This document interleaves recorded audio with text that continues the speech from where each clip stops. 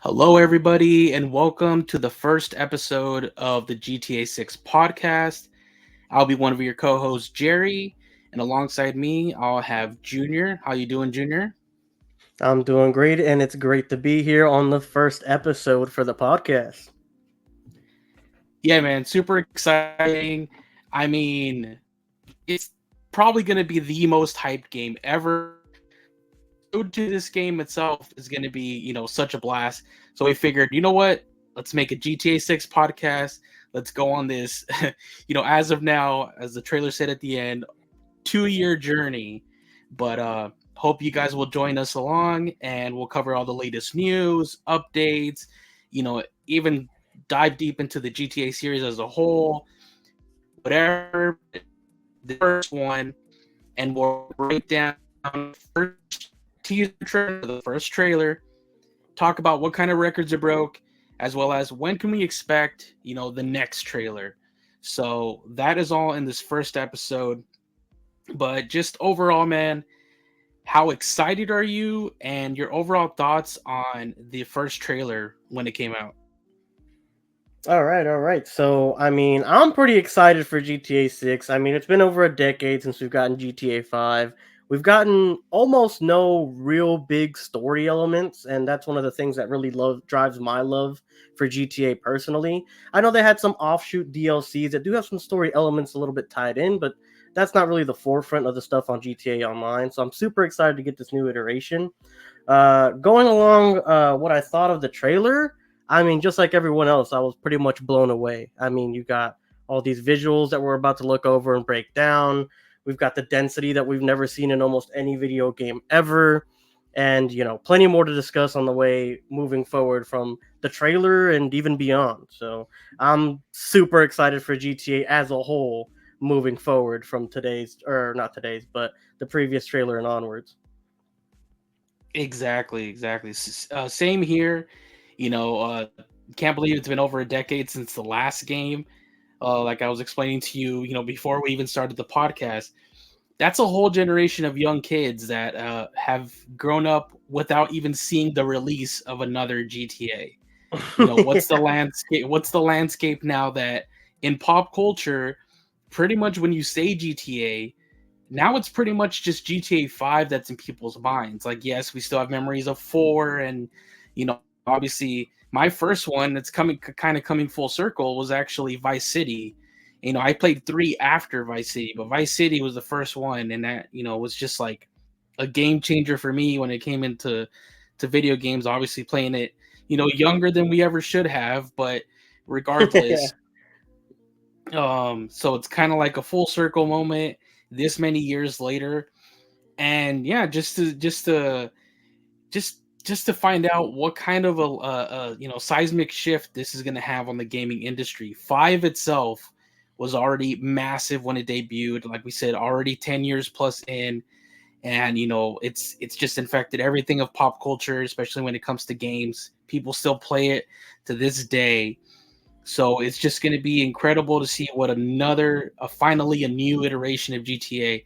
And like you said with the trailer, I mean, it pretty much looks as real as we can envision at the moment. It looks so lifelike. The density of the crowds, the diversity, just everything looks like this is yeah. Oh, this has to be pre-rendered cutscenes. Like this can't be the real game, but we know with Rockstar, everything they pretty much show you, even in the teasers, that's just in-game footage. They never try to, you know, cheat around it. It's in-game stuff, so we'll see. But yeah, this first trailer itself, pretty incredible, and yeah, can't wait to dive into it with you, man.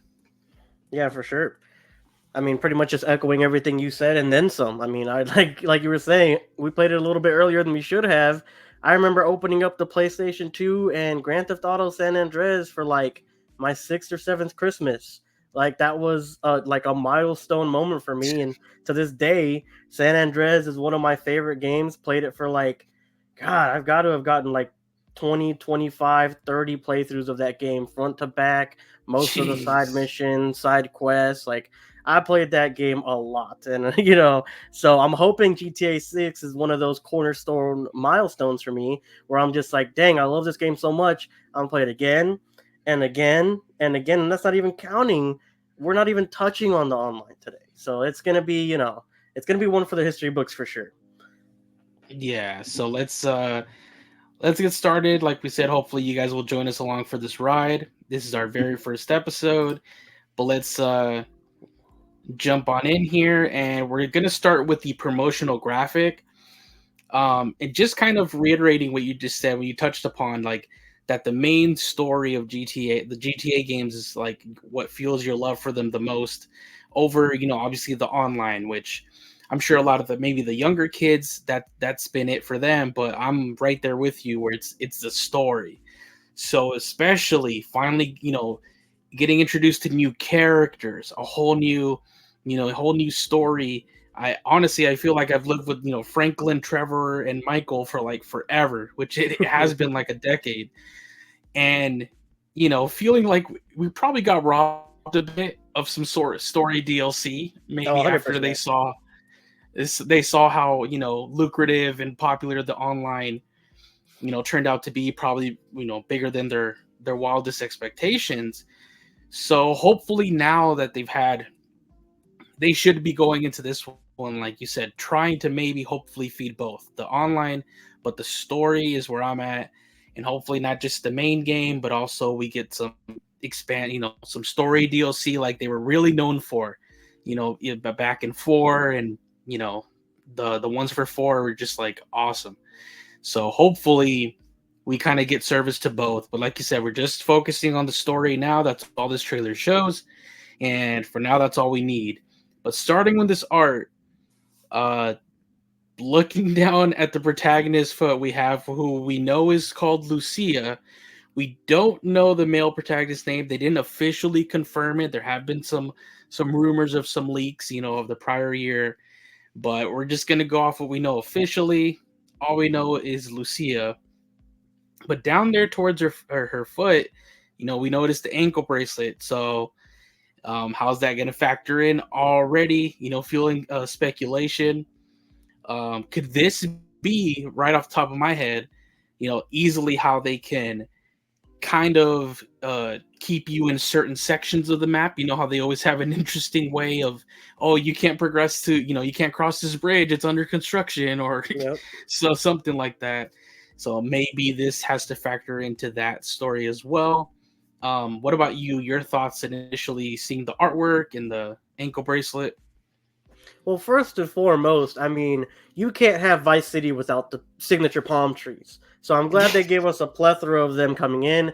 It kind of echoes what's going on with their teaser for the official reveal date for the first trailer. The Yeah, background having the sun setting, beautiful little homage they did right there. So just getting into the artwork, I really like it. The car in question right here in the artwork, I'm not exactly sure what model or type it is. Heavily reminds me of the car we actually had in San Andreas that Ryder actually had as his main vehicle coming into the game. So I'm wondering if it's the same make or model, just like a different year type of thing for these protagonists. And I'm assuming it's going to be their main vehicle moving forward. I mean, I don't see why not. It's on the key art, right? Uh, yeah, I agree 100% with you. That ankle monitor has to be, it just has to be a way they restrict you from traveling all across Vice City immediately, right? I mean, we know this map is going to be huge from what we've just seen in this trailer, and maybe they just kind of want to corner you in and like make you do a couple of these story quests, develop your love for these characters, and then you can really outsource yourself and flourish into all these different parts that Vice City has to offer. I don't think this is going to be the only way they're going to restrict you. There is something that we have later on moving forward that I will be pointing out for us as well, but this is definitely a key factor and something that I'm going to say happens a little bit after the prologue. And it, like I said, it is going to probably restrict your movements, and you're going to be stuck on maybe a central island, maybe the beach strip over there, something along those sorts. You're probably going to be cornered off for a little bit into the game. yeah, for sure. Has to factor in terms of that. It's easily right there. But let's start diving into the trailer proper. And like you said, echoing what you said, it continues that, the color scheme right there with the sun setting. So it continues that. You get some palm trees there as well. But already right off the bat, just the first shot is just awesome, man. Like you get so many vehicles and different types of vehicles there. You got Patriot logo right there on that semi truck. Um, yeah, so it's already great. You see like a penitentiary that back there in the background. And you'll see throughout the trailer that they've really gone to one on a lot of different like Florida locations. One of those is that huge broadcast tower that you see there towards the back left. So obviously they always have their own spin on everything, but especially with this game, we see how even more so than any others, they've tried to almost go one for one in like scale and just realism.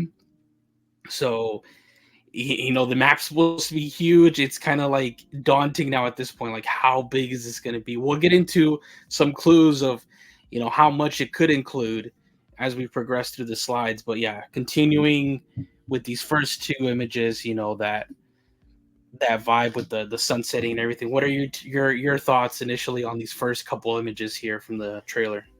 Like I said with the splash art, I mean, beautiful sunset, sunrise, whatever it may be. If we can go overhead back to the first slide, if you would. One of the things that really stood out to me immediately on this shot is something we haven't seen in a while. The very bottom of the highway here, we actually see this pickup truck towing a boat. Super interesting, something we see Yeah. later on in one of the beach shots as well. Again, something we haven't seen in a hot minute from GTA. So, excuse me, I'm wondering if we're actually going to be able to go ahead and do more than just this boat. Is there other boats that we can do, jet skis, or is this like the only model and this is the only one that we'll find in the world? Also, you see the speedboat over here on the left. I don't know about you, but instantly that reminds me of the like kind of like canal or river racing missions that the original Vice City had, where you were Oh doing a yeah, yeah. race against like I think it was, I don't remember if it was the Haitians or the Cubans that you were doing like a race against, but you're doing like a speedboat race against them through all the little rivers and canals that connect all the keys and the other islands right here in Vice City. So that instantly brought me back to that mission from Vice City for sure. Over going back to the second slide here, a nice shot of the penitentiary. Looks like the parking lot over here on the right hand side, bottom right corner. And something I actually theorized over on my channel as well. I actually don't think these are birds up in the sky. If you look up really closely, I know we can't actually zoom it in right here, but if you go ahead and zoom it in on your own, these birds actually have elongated necks. So they actually might be ducks, which are super native to Florida and their territory. And we're probably going to be seeing a lot more of them than we thought we would moving forward. Exactly, you're right. Like later on, we get to see, a bunch of the wildlife that's really, you know, pretty much like screams Florida. So it's great to see the attention to detail just right across the board. And basically, from here, we transition to the interior of this prison or penitentiary, where where we meet our protagonist that we have named, which is Lucia. So this could be either after some kind of intro prologue mission that you're maybe doing some something and then you get caught. Who knows? Or maybe this is just where you start the game. But uh, on the badge of the person in front of her, the lady in front of her, Stephanie, you actually see this is actually called so their version of Florida now will be called Leonida Mm-hmm. or Leonida. I don't know exactly how you pronounce it. Mm-hmm. So that's their version of Florida, and this is the Department of Corrections for that. She'll have LDC on the front of her orange jumpsuit. Mm-hmm. So yeah, man. This is our introduction to the protagonist. What do you think about this little shot right here? Yeah, so I actually have some points that we're going to touch on later on about her actually being in prison and where they kind of hint that actually might be at once we get towards the end of the breakdown. But Yeah, I mean, really good look at just like the facial features that we get yeah, here. I know we don't have a shot of Lucia like from her bunk bed. That's actually the frame before this. But like if you look at the hair, the face details, look at this. I mean, the only thing that I think can be better than these facial structures, details, the hair, the only thing is actually the Unreal, like the new Unreal Engine face tech that recently got revealed and is actually being used in Hideo Kojima's newest project, OD. It is like 1-to-1 face scan looks exactly the same, and this is just slightly under that. And that's pretty crazy for a game that is going to have the density that it's going to have moving forward, which we're going to see over on the beach scene and etc. You know? Exactly. Um, just when I like still to this day, I think Red Dead Redemption 2, which is their most Rockstar's most recent game. It's crazy to think that's already 2018. So it's already been quite a few years since that. But that to me is still the bar right now for character models and just the graphic fidelity, especially the environment.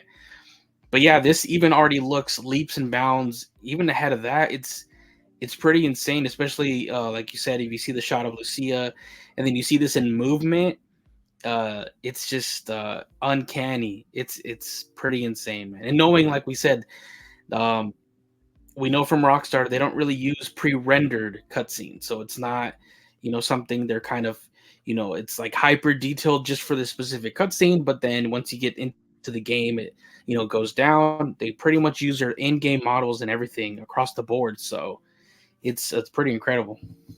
Yep, super excited for all the cutscenes, visuals, how people are gonna look, details. We actually get some cool, like we get a look at like facial scarring and stuff later on in this trailer as well. So, I mean, really the possibilities are endless with how realistic this game could look. And if you're playing on PC, whenever they release that port eventually, which they most likely will, it can get pretty crazy. I mean, they could do GTA 5 in hyper realism mode with all the new like graphics card and stuff. So I can't even imagine where something like this can go. Yeah. And then we continue, this showcase of their new tech and everything as they start showing us this panning shot from the ocean, which just, I mean, look at the water effects. It's just perfect. The sun, right off there, it looks like ray tracing right off the water. You see some dolphins. Uh, it just creeps on, and as the shot progresses towards, more and more towards the beach, you get also look at a shark. So, different vehicles in the water. And then you really get where the shot ends right there towards the beach. And I mean, look at that. Like, that just looks like incredible. The density of the amount of people on the beach, in the water, how one-to-one scale the city even looks. I think there's the next one kind of gives a, yeah, just look at the size of the city. It's incredible, man. What do you Yeah, I think? mean it's phenomenal scaling for sure. I mean, if you're looking right now 1-to-1 from just like GTA 5, let alone Miami itself, but GTA 5 had what, like 5, 7, 8 skyscrapers in downtown Yeah, Los Santos. Look at how many we're seeing just from this shot. I mean, we're looking at what is going to be commercial areas. We're not even hitting any like actual residential homes yet. We see apartments, hotels, condominiums, business suites, and all that stuff. We're not even to like the countryside. We're not even to like the random houses back here and over there. So this map is going to be huge. I mean, you touch on it a little bit. Panning up to the water, we actually see a bunch of stuff. New lifelike water animations for boats and everything interacting with it. Groups of dolphins, birds or ducks flying over here on the view. We actually see some sea turtles, but I think they're cropped out of the image that we have here. We have some sea turtles coming up where the yacht's panning up. Not to mention the sea sharks, or like the what do you call them? The jet skis. That's what they're called in GTA. Sea sharks. They actually move with the waves as well. Like when the wave hits, they jump up and everything. It is incredible, and the water looks phenomenal. Like this is something that you see from one of like the best beaches that you can see in the real life. Like just super yeah, clear. You can see all the way down, and like getting this type of visual effects on water is insane. I mean, again, kind of harking back to GTA's past. I remember when like GTA 3 had like dark blue or black water, you touch it, you die. Like that's how far we've come with just even their water engine or physics engine. And again, touching on what you did with the density, it's amazing. Again, trying to parallel it back to Vice City, you look at Vice City, there were like 3 people walking on the beach, 15, 20 years ago, whenever that game came out. So 3 people walking on the beach to a full living, thriving community of people, like it's actually insane. I have no idea how they've done something like this. And if this is something that we're going to see in the game, like I'm just genuinely excited. the world is going to be more lifelike than we've ever seen a video game be before. I think the only previous one that you could think might be more or just as lifelike or the most lifelike might be their previous project, Red Dead Redemption 2, where the towns were bustling, everyone was doing everything in every location you could visit, whether it be the gun shop, the bars, taverns, your camp. Like, this is insane for the amount of people that are going to be moving in your line of sights and whatever we can render here on the main consoles. Yeah, exactly. And even in the air, we see some going back to this shot here. We some returning flying vehicles that we see, like the Maverick helicopter there above the Rockstar. Way off up there towards the top right, we see a Dodo plane, which this other shot we have here kind of zooms in. Mm-hmm. Uh, Advertising the 919, which I'm assuming is going to be a play on the, I think, 1111 famous, nightclub and stuff that they have there in Miami at the moment. Yeah. So it's just and then we get a completely contrasted shot when we go to this one here. So Their it's take on the Everglades. I mean, this looks phenomenal too. Like, this reminds me of Red Dead. Like, give me a yeah, shot of like a bayou from Red Dead and this, and like tell me you wouldn't think that this is in there minus the boat, right? Like that same fauna, the look, the yellow tint that the whole environment has. Like, you could definitely see that Red Dead really helped to bolster their like climate changes, and you can see it in full force here on the shot. yeah, exactly. This is that's the one it made me think of right away. Red Dead 2, the bayous, this type of lighting and everything. And then, like you said, when it comes to like the flora and fauna, I mean, this next shot here just says it all. Like, look at that. That is like what is this? Like this is Mm-hmm. like opening shot of Lion King level. Like all the different animals. Like this is pretty nuts. You get ducks, flamingos. You even have a crocodile there. You get everything like, and they look so lifelike. This is like you could tell me this is like a shot from a nature documentary, and I would believe you. So Yeah, Nat Geo definitely hit up Rockstar because you got some yeah, competition. At this point, you don't even need to send that poor cameraman out there to film the lion. You can just have Rockstar give them a couple past film studies, and they can study it up, and they'll draw it up for you. Like, this is insane. Like you said, those animals that you listed, we've got some unidentified birds, these white ones, and then even in the back, all the way in the distance, you can see an actual Floridian deer, or I guess in this term, Leonidas deer, which is yeah, crazy. Like, the amount of wildlife is definitely going to be impeccable. If we can actually go back to the last shot real quick, on the boat fan, the fan boat, whatever you call it, they actually have a weapon on the person over here on the front, while the guy in the back's actually like moving and steering the boat himself. So my first thought is hunting. I know hunting's a big culture over there in Florida in real life, yeah, and along with actual hunting, which again they can borrow all the mechanics they have from Red Dead Redemption 2, which were super in depth. Like, they had a yeah. whole side quest, legendary creatures, and all that. People have been talking about cryptids. You could have a cryptid side story here with Florida. You can get the skunk ape. Maybe you're hunting like some aliens, like out in the bayou. Like, it could go super crazy with the side quest just for hunting alone. And I'm sure at least some of those side quests will some what do they call them in GTA 5, the strangers and freaks type of Yeah. missions. So Yep. yeah, I'm sure that there could be some guy or some NPC that's like a conspiracy theorist, and I swear to God I saw this, and you're like, yeah, whatever, and then there you go, you'll actually probably see it or whatever. But like you said, even just the legendary hunting ones from Red Dead, which are completely like, you can honestly like never do them, and I know a lot of people probably didn't, but like you said, there was a really in-depth like hunting game within Red Dead. So it's crazy to see what they'll even be able to produce, what, 5-6 years after that, 7 by the Mhm. time this comes out. Imagine going to GTA Online and hunting your own legendary mink coat. Like, let that sink in for a second. That would be insane. That's like a whole nother level of baller that you can have in GTA. That would just be awesome. And you could even have a great story to tell of actually hunting down the animal. And then, there you go.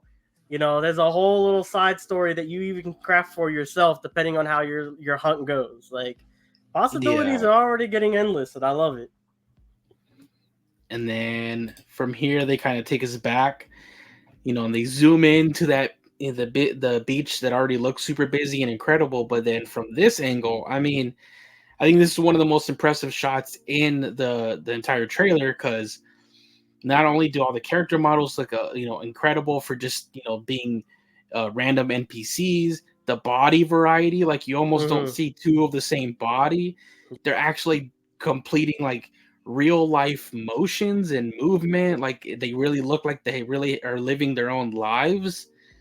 It's a little Chihuahua dog or whatever we have right there, running by the big the big guy running. Hmm. It's just yeah, this shot right here, dude, it's incredible. Like you said, if you right here, if you're able to just walk by this and it's really like this, that's one of the best NPC things in any game ever. Yeah, this is the money shot for me in the trailer.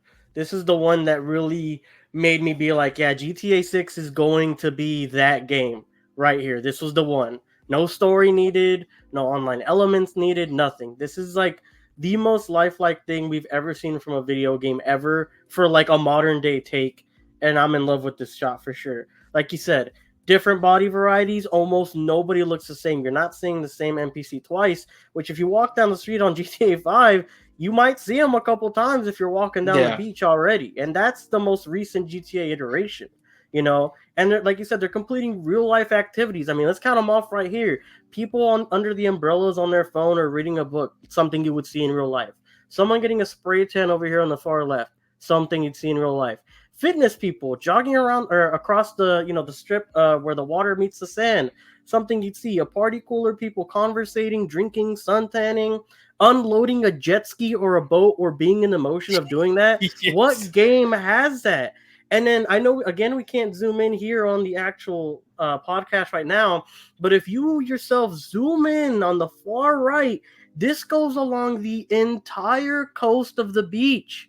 It doesn't let up. It's not like, oh, we can only render so much because there's so many people. No, you can see out in the distance, we've got just as populated a little umbrellas people are under, people out there, people in the water. Like, this is insane. This is actually insane. And I can't wait to see the cities populated like this. We get a little brief snippet later on over on the Vice City Strip there, but this is amazing. yeah, and then like you said, look at the draw distance too. Like even those buildings, like they're gonna be pretty far away from where the camera is situated at the moment, and you can still see them clearly off there in the distance. Once again, just showing the scale of the this map. This is just the city, just this coastline, really, Mhm. and so it's just incredible. And then something that we haven't touched on yet, this might be hinting at an actual like body feature thing we can do, just kind of like San Andreas. In the middle with the Chihuahua, we have two super fit people, right? The guy's super swole, fit out. The girl's very fit as well, toned abs and everything. And then over here on the left in the blue bikini, we have someone who's just more filled out, right? Probably doesn't exercise as much or, whatever. But that could be a hint of you being able to build Lucia and the male protagonist, however you want to do. Like, you could have them a Yeah. little bit more big boned. You can have them super fit. It is possible just from this shot alone. Yeah, that'd be crazy to bring back that element from San Andreas, which I think was like really ahead of its time for like an open world game like that. And we didn't see it back in 5, so it'd be great to see that make a comeback now, and especially in this iteration. Going to real gyms. Once again, like in San Andreas, you can go to the gym and work out. You go to fast food places, and eat and just let yourself go. So we'll see. We'll see if that's an element that's in here. But I wouldn't put it past this game. It looks like it pretty much from everything we see is going as real as possible. Yep. But let's continue here. Get this great shot of like some speedboats speeding past this big container ship here, and it's a clear homage image to the beginning of the Michael Mann movie, Miami Vice. Same shot with the speedboats going by, pretty much the same container ship, and that movie really influenced the original Grand Theft Auto Vice City, so it's a little homage, wink to that. Um, but yeah, man. I mean, here I'm assuming some kind of, obviously nothing good probably happened. I'm sure they're maybe running away from something that they did. Uh, but I was just thinking a another great race. stuff. Oh, horror race. Yeah, You're right. there's four You're right. boats out here. They're all going in the same direction. My first thought is race for sure. Yeah, you know what? Yep. I think I'm going race. Changing it to race. You're up. All right.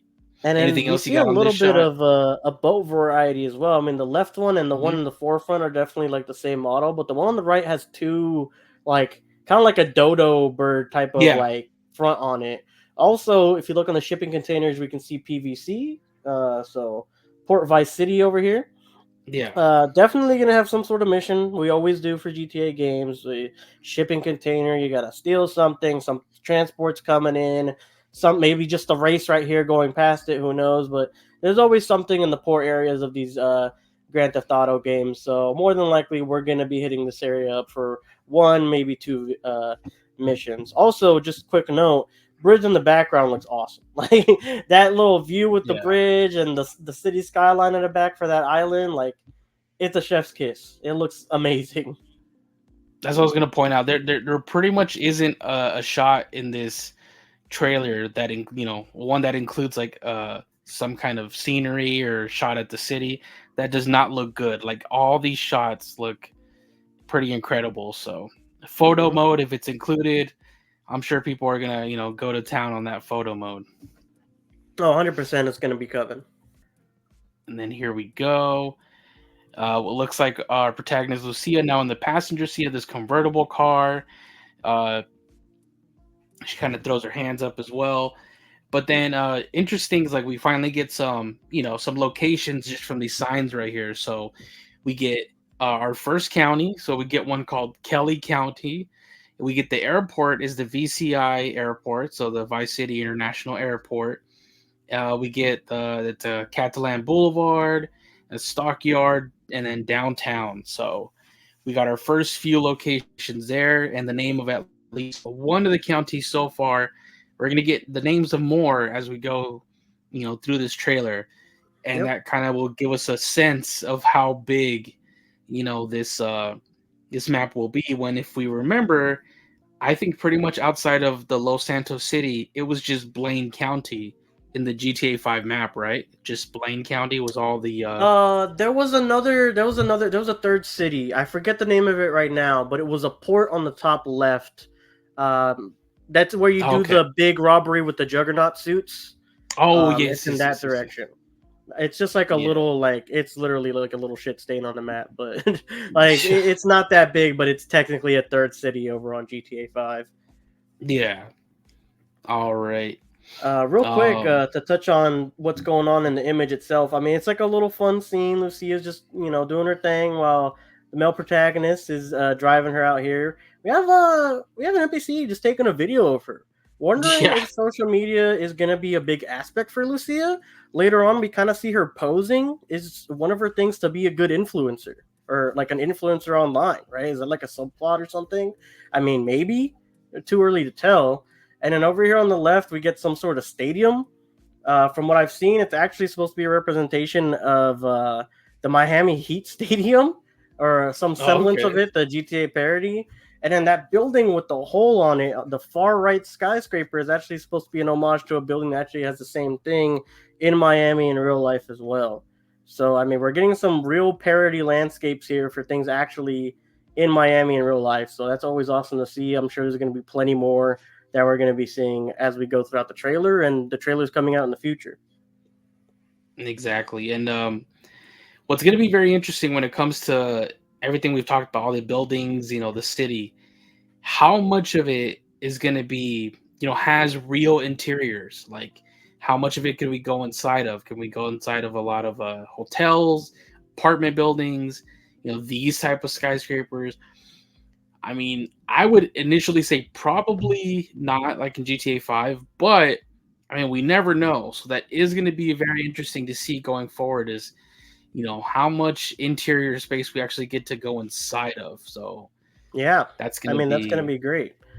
One last thing before we leave this slide. I mean, just their animations alone. Someone, peering out of the passenger window, taking a video or picture, and Lucia just kind of raising her hands and sitting up on the seat.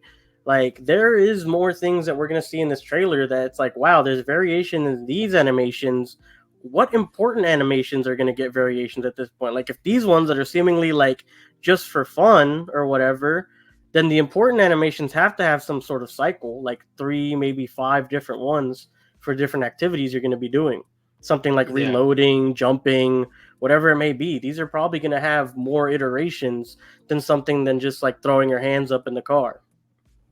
yeah, exactly.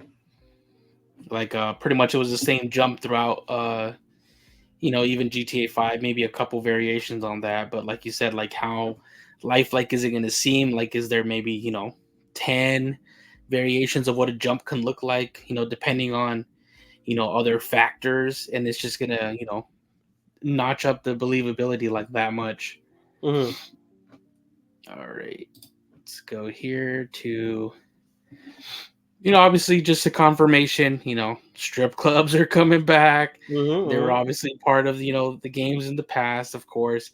And once again, it's just pretty much the crowd, the density, variety, the quality of the NPCs that they just don't look like, they don't look like an afterthought. Like it's crazy how every person's model just looks like, oh, they could be the protagonist, that like there's that much attention to detail, like to the point where they could be a protagonist of any other game, like that's how much graphical quality they've put into each NPC. So it's just going to be incredible to see. But pretty much here just confirming, strip clubs are back and like bigger than ever. I actually think you're missing out on something here. So, What? from what we know, this is supposed to be called the Jack of Hearts Strip Club, a parody on the real one in Miami. The King of Diamonds, I believe it was called King of Diamonds. Mm. And not only that, but this guy over here in the black T-shirt is wearing a real life band's name on his back. It is Dolls of Destruction. We don't know if they're actually going to be in the game, like if this is a confirmation they're in here, or maybe it's a parody of some sort. Maybe the next Yeah. Love Fist. But I mean, they have tours on the back of the shirt, and it does have places from Grand Theft Auto lore, what is it? Ventura, San Fierro, Liberty City, and of course Vice City, where we're in right now. And I'm gonna say the wildest thing. I said it on my breakdown over in the channel. We're having different twerking animations, and it is the weirdest thing ever. But again, it kind of harkens back to the last thought I had. Like, if they're doing all these iterations for something so benign, right? It's gotta mean that we're getting some real love, attention, and care for major animations in the game. And that is what I'm super excited for, right? Yeah. Again, I think the biggest thing I can think off the top of my head is like, again, jumping, reloading. Like, our NPC is going to have a variety of different conversations to make it seem more lifelike, like different animations while they're talking, all that type of stuff. Like, you got to take that into account. It seems stupid or, like I said, benign pointing something like this out, but if they're showing this much attention to detail, like, they're definitely going to show it where it counts if we know Rockstar.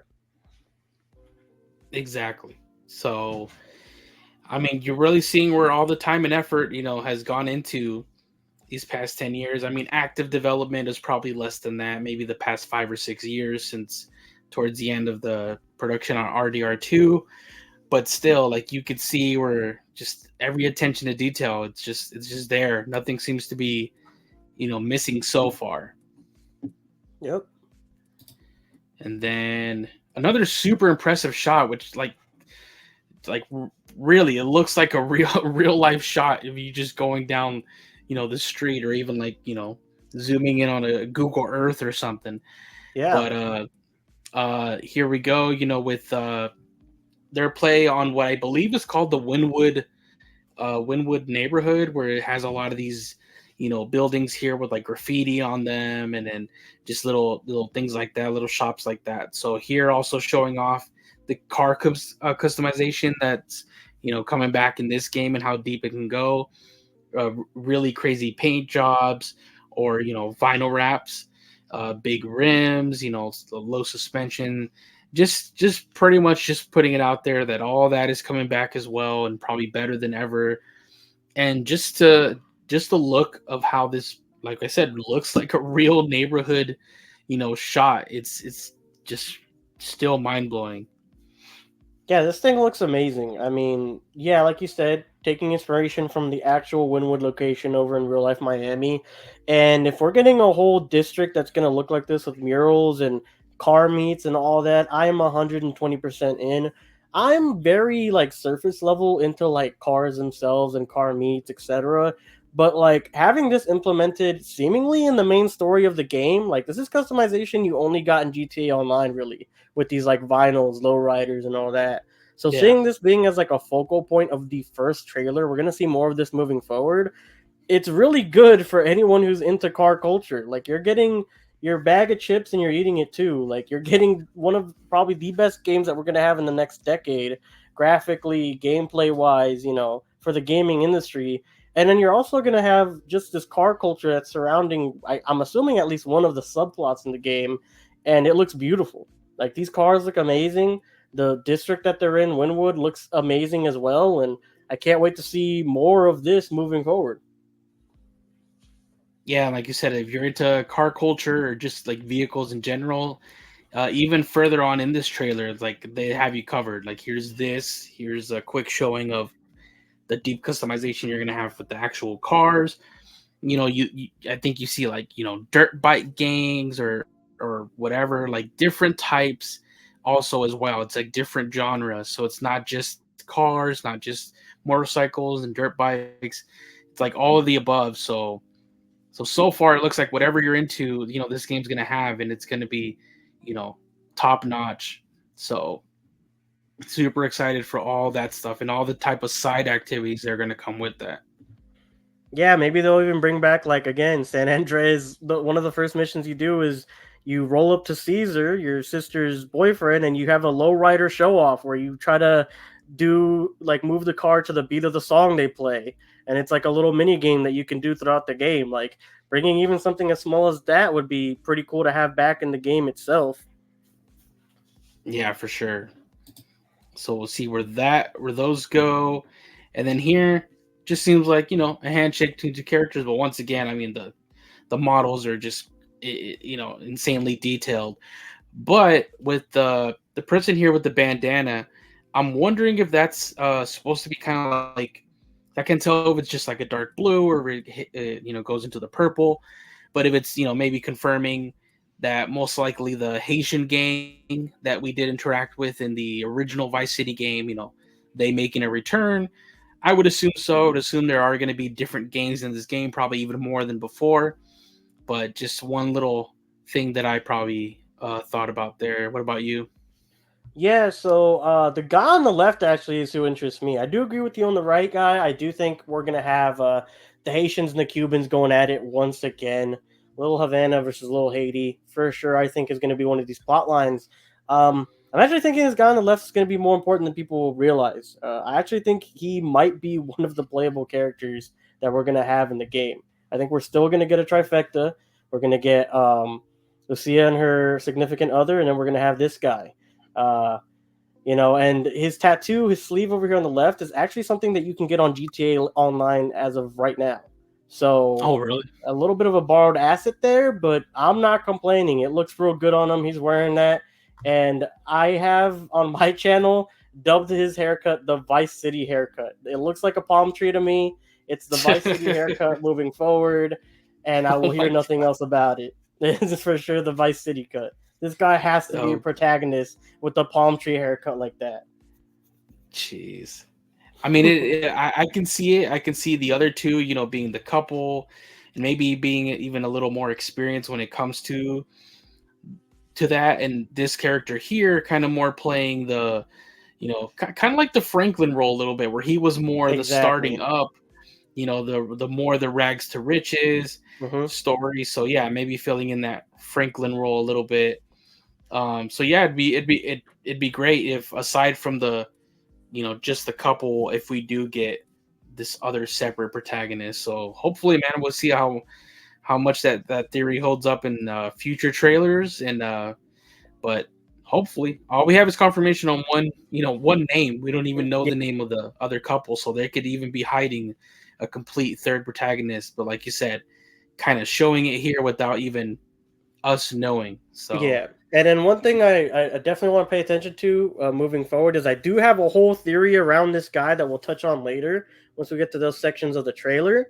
But also pay attention to the background, kind of a little bit of like a rundown environment, as yeah. little Haiti kind of was depicted in Vice City, and it's got a little bit of a yellow tint, which again I'll touch on later on in the trailer as well. So definitely, recall this image for down the line. Okay. And then just like always, we basically become accustomed to in this trailer, in this breakdown, just another beautiful shot, super lifelike. I believe this is like the Biscayne Island, and it's almost one for one when you kind of see like those real locations compared to these in-game screenshots.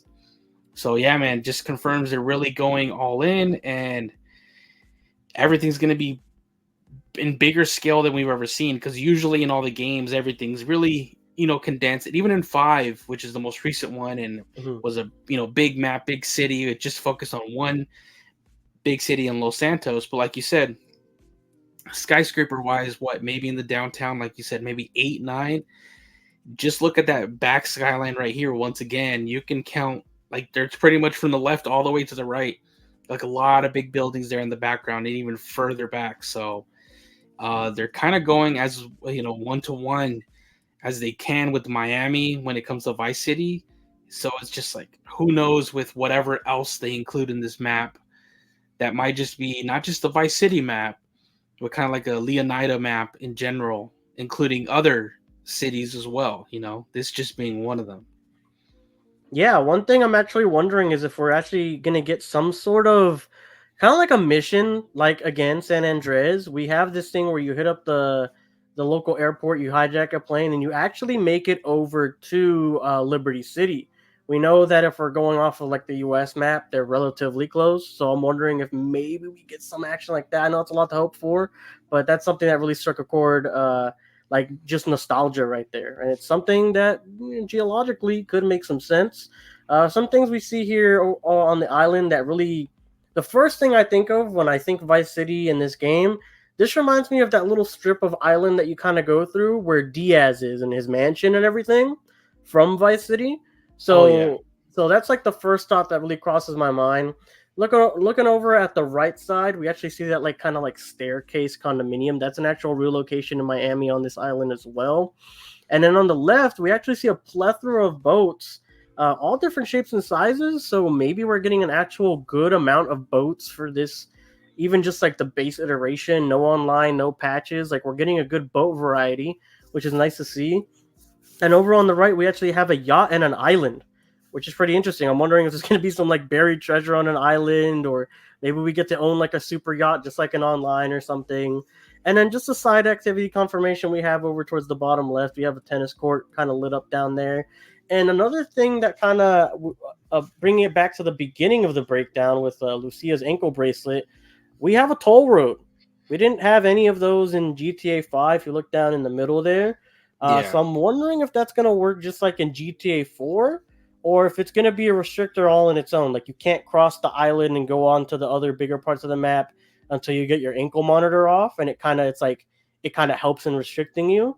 Or yeah. if it's like like GTA 4, like I said, where you have to wait there in line, you got to pay the toll, or else you're going to get like a 1 to 2 star wanted level for just bursting through there. Oh man, yeah. Like, how more realistic are they going to get when it comes to just like, I hadn't even started to think about that. Just your normal driving around, is because pretty much in the game so far, it's like you can speed as fast as you want as long as you're not hitting anything. Mm. You don't really get a wanted level, or the cops don't really come after you. I'm like, is this going to be more realistic where even just speeding, or just more in depth, like traffic violations, Mhm. will get you that as well, more than before. I guess we'll have to see how real it gets. Yeah, and then if they do that, I feel like they could really borrow some elements from I feel one of the more underrated open world games. It didn't have a lot of good open world elements, but when it came to like traffic laws and stuff like that, the Mafia series, I think really handled it really well. you would press one button and it would put you on cruise control, and you could never go above the speed limit. So you would never get busted for going above if you put the cruise control on. And you could always like keep it at peak, so you're always going the max that you can without getting arrested. And they also had gas. You could just put gas in your car, even though gas, like your thing could go close to empty and you wouldn't run out of gas in the game. So I'm wondering if they do go in that direction, if they would like elaborate on that, actually make you run out of gas. And again, I feel like if they want to implement like speeding laws and stuff like that, not too hard to actually replicate. Yeah, when you touched on the gas one, I'm like thinking back over the years. I think that's the number one thing that, like, the bar for realism. People have always been like, "Is this the game, that's gonna really, make you really have to worry about gas in these open world games with the car?" That's the barometer right there. Like, if you have to pump gas, I think you've reached like realism right there, especially Yeah, with and these I'll tell you prices. what, the beginning of the game, you're going to be stealing a lot of cars because it takes you a while to make money in these GTA games. And with the prices that Florida has, you're out of Yeah. your mind if you think you're going to be able to afford your gas on whatever car you have as your starter for GTA 6. Yeah, you're like, the map is huge, but I can't see it because I can't get there. I can only travel a quarter of the map on one tank. We have to make Oh. like 5 stops just to get like edge to edge. It's a real road trip. Yeah. Oh my god. Let's see here. So then we go to, oh, this is another one of my favorite ones. Um 100%. you show off, all these nightclubs. I mean, it screams the original Vice City. It screams Miami to you. All these sports cars. You get the white cheetah car there, so obviously that's coming back, and here's this version's iteration of that. Mm-hmm. I mean, the lifelike motion there with the guy begging right there. He has an iguana on his shoulder, and then you actually see the Ocean View Hotel like there, way in the back, with the pink kind of lighting back there. You Yep. get the ocean view, which I think we have a slide here. It's obviously your first location you can go to in the original Vice City. This one right here, and then it always Mm-hmm. had that yellow and white car parked out there. And if you do look here, you do see it. It's hard to tell on this one, but you do see it on the other side of the street. It's parked there yet again. The Yeah, it's on front same, of a different hotel, it looks like, or just yeah, a side. It's on the same side of the road, but it's if you look behind the girl with the blonde hair, white top, red skirt or pants, it's right behind her, and you can see yeah. the Oceanic still just parked there, kind of like a little Easter egg. If you miss it, if you blink, you miss it, but it's there. It's a good homage to Vice City, and always that being the starting area, and of course having the Ocean View Hotel in the background.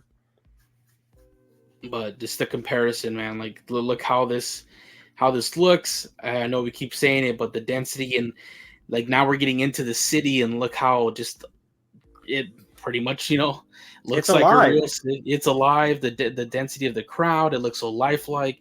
Once again, the variety in clothes, interactions. The people. Everybody's just kind of doing a different thing. So it's Mhm. just it's pretty crazy. Yeah, and I love the lineup of supercars they have here. The blue being the Porsche, the white and red being their takes on different Ferrari models. The blue past that is their take on the Corvette, the Corvette.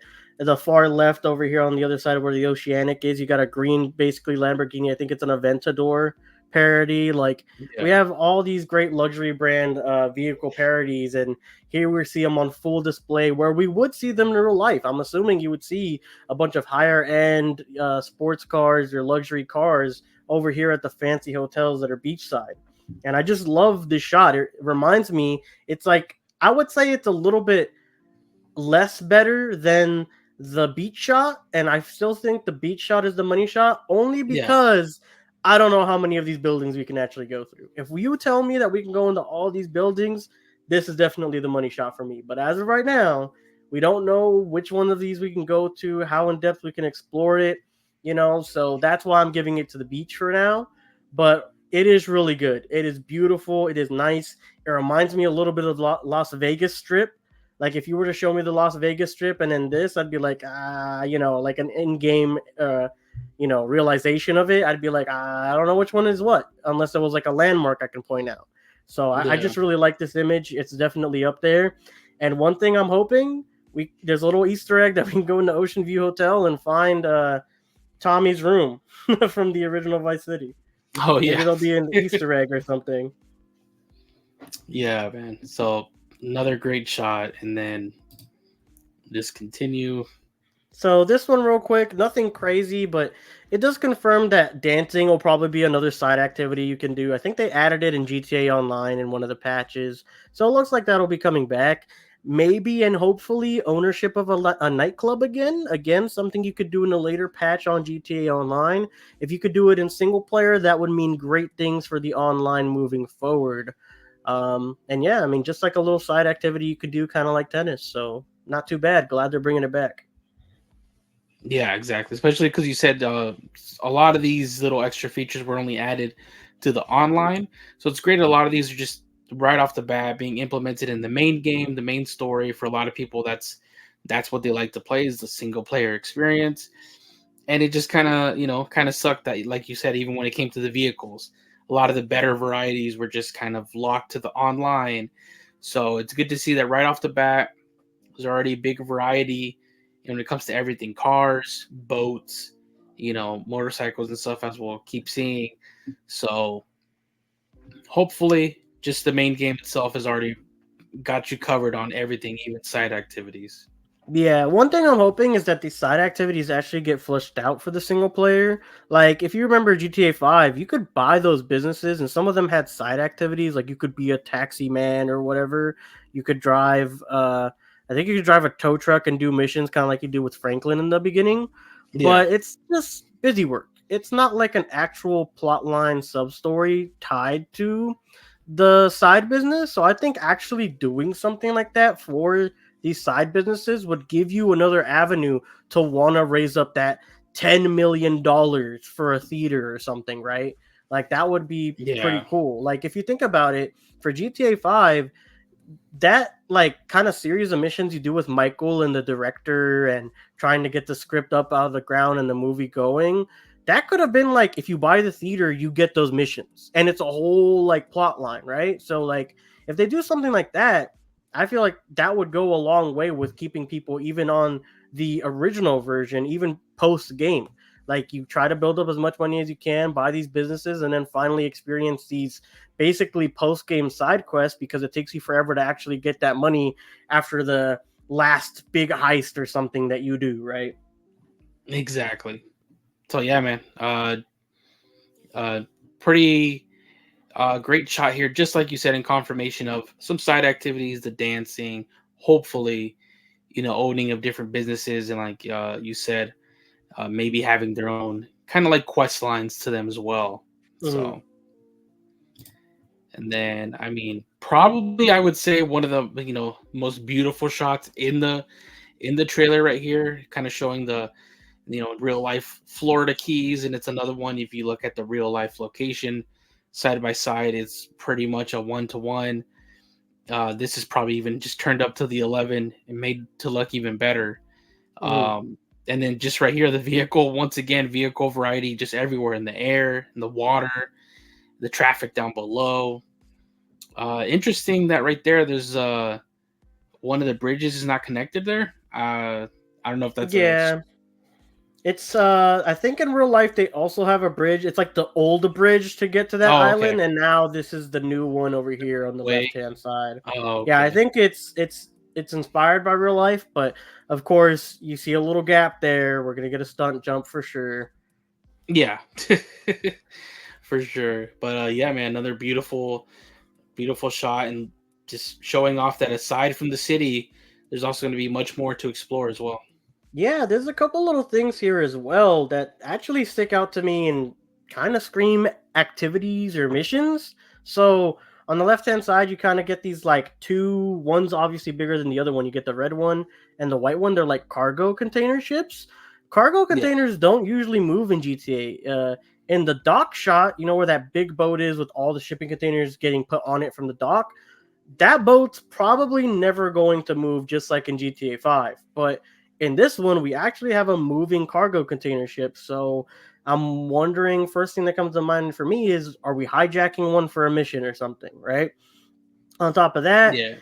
on the island right above that same shipping container, I'm pointing to it like you can see it. There's a little fire going on the island. Don't know if there's people like living on that island. They're stranded. Maybe they're just kind of chilling after getting there with a jet ski or something, like having a Yeah. barbecue. Who knows? But there's a little like smoke coming out of there. So maybe these islands will actually have some side activities or side people or even side missions. And then at the very top, we see the big white blimp, which is supposed to be the Fat Albert, which is a real life Miami thing. They used it. Well, it's retired now, I think, but they used it to catch drug smugglers that would use boats and such to get across the or get through law enforcement, so they wouldn't catch them. So they would use Yeah. Big Albert to weed them out and find them when they're trying to just use boats to smuggle. But like I said, I think it's retired now. So maybe it'll be like some sort of side activity or just a glimpse that they usually have in GTA. Yeah, kind of like the one always going over The Los Atomic. Santos. Yeah. Hmm. Yeah, I remember it Oh, was yeah. pre-order DLC when Yeah. GTA 5 first came out. I remember they're like, "Oh, use the atomic blimp." I stepped on it once, never use it again. I was like, Yeah. "It's cool, but it's so slow. Like, I don't, whatever. Like, I don't care about this thing personally." I'm sure there's Yeah. one blimp enthusiast out there that's just foaming at the mouth to ride Fat Albert, but I'm good. It's cool that they're in the game. Good variety again for aircrafts and stuff, but doesn't really do anything for me personally. Yeah, exactly. At least it'll be cool to, see it in the air. It just gives it more realistic vibes and stuff like that. So, Yep. and then this next shot here, it's actually the most replayed portion of the trailer. This woman turning around, flipping her hair, and honestly, the hair physics right there are like probably the best part, aside from just the draw distance of like the how massive the city is in the back. Mhm. And the internet's divided on, is this Lucia? Is it not Lucia? Yeah, at first Um, I didn't think this was Lucia at all, just because the beauty marks that she has in the beginning shots. You can actually see one later on as well, post a robbery that's in the trailer. But I mean, for me, makeup's a thing. That's what I said when I broke down the trailer live. I was just like, well, it could be makeup. Like, what woman in yeah, this day and age is not wearing makeup, right? And again, calling back a previous point, uh, is Lucia trying to be an influencer? Like she's wearing Louis Vuitton bikini set, or in the GTA universe, it's called what is it? I wrote it down here. Sessente Nova or Nove, which yeah. is a parody on Louis Vuitton. It means 69 in Italian, and I'm just like, is she trying to be an influencer? She's at this penthouse party. She's dressed up in what's essentially like luxury attire. Is she just trying to be like an influencer icon? Is that one of the subplots? Again, from the car thing, I'm kind of leaning in that direction, or at the very least, she does care about her public image. Like she does care. She wants people to know she's going places, she's doing stuff. Yeah, I mean, what do you think on that? I wonder if it's purposely done to kind of mislead by putting your public image out there, being like, oh, you're this big, influencer and things like that. Maybe it's just to kind of cover up all the illegal activity that's actually going on behind the scenes. Yeah, it could It's be. just like the facade of like, this is why I have money, because I'm, like, look, I'm an influencer, I'm at these crazy parties and all these things. But I think you are onto something, especially because as we go on from here, it's just this is a bunch of shots of what it's going to look like their own in-game social media, like a TikTok, Hmm. which obviously wasn't around from the time that the GTA 5 came out. And there's a lot of them in there, as we're going to see. How big of a role is this social media going to play? I'm starting to be with you, where I think it's also going to be like a main game story plot line as well, not just like kind of like a side thing where you can kind of deal with it if you want to. That could be, especially with her in the car, this shot here, if it is potentially her. Um, yeah, it could be something that she's trying to project, either trying to cover up, all the illegal stuff they're doing, or just in general wants to be that, wants to live that life, wants to be a big, social media icon. So who knows, man? But I I think you're on mean, to something with using it. Yeah. one big trend you see from all the Grand Theft Auto games, whether it's Vice City, whether it's San Andreas, the most recent GTA 5, 4, it's the American dream. What is the American dream right now? To be an influencer. Everyone wants the likes, the dopamine from the likes. They want to be known out there as someone that does, cool stuff, has the nicest things out there. So maybe this is Grand Theft Auto or Rockstar's take on the modern American life, that you made it. Hey, I posted this image and I got 100 million likes or whatever. I have all this money. I got 100,000 likes. So could be. Yeah, it could be, a genuine way to make money in the game. Like maybe you do, your character does get like revenue from it, and it's one income stream along with obviously, some illegal ones as well. But Yeah. maybe it's just one of many different revenue streams that you can have. Whereas your theory on that third protagonist, it seems he would maybe give you this, the stereotypical one that we've known, rags to riches story, like not really the, social media influencer, but more just the regular, you know, uh, journey we've kind of seen before. Yeah. Kind of like you put it, like the Franklin, like, hey, just Yeah, doing my thing, living my life, and then you find this opportunity, or you get roped into something bad, you see it pays out well, and you're like, well, it's better than being broke. So then you just go through with it. exactly. And well, so I just start going through these different shots. Not really much to spend Hmm. on them, but obviously our first one here, we start seeing this social media app. We don't get a name of the app or anything. We just kind of see that it looks and functions similar to like a TikTok. People can leave, a live comment sometimes as well. This one's, this guy, Sugar Daddy, with his, as they refer to the sugar babies. So it's just him. We just, and it has come out after the trailer that a lot of these shots right here that are the social media shots, they're actually taking, a play on a real life social media posts that have happened, throughout these years, um, especially this I, next year. I know that everyone's been calling that guy Jeff Bezos. They say it looks like him. I personally don't see it, but I guess like I don't see it. I really don't. I tried Oh my looking at this god! image, and I was like, "Is this Jeff Bezos? Is that who they're really trying to say it is?" But to me, I don't see it. But everyone out there is like, "That's him. That's him." So I mean, you decide in the comments. Right, Let us know: is this Jeff Bezos or is this not? Let us know your or, opinion for sure. or Jeff Pesos. Jeff Bezos, yes. Oh god, but yeah, and then we get, this one here, which is another viral one that went out also in the Florida region, where somebody was like, fishing out a crocodile from their backyard pool. So we just get the play on that here. That is actually crazy to me. If that's a real thing, this has to be the worst job ever. Cause like you're telling me you're getting paid like, oh, God forbid, minimum wage, right? I don't care how high that Jeez. minimum wage is. You're getting paid minimum wage and you got to deal with a crocodile in a pool. I'm quitting right there and then. There's no way you're having me go against a crocodile with a wrangling stick. You're out of your mind. Like I'm not giving up my life to make someone's pool empty. Like it's not happening. And then, of course, we also got confirmation post the trailer dropping. Official Poach is the name of the account. Poach stands for Protection of Animals and Controlled Hunting. So they're gonna be like the PETA of this Grand Theft Yeah, Auto universe here. which is funny because just the fact that it spells out, basically poaching. Poach. Yeah. Oh my god, Yeah. it's just Not the best self awareness for sure. And then this one, Have a Vice Day, funny tweet or whatever. Again, animations is what I'm talking about here. We have this woman yeah. in the passenger window in the back, like just sticking her head out and looking up. Like, you're telling me like if I jump on top of someone's car, like they're gonna react to me like this?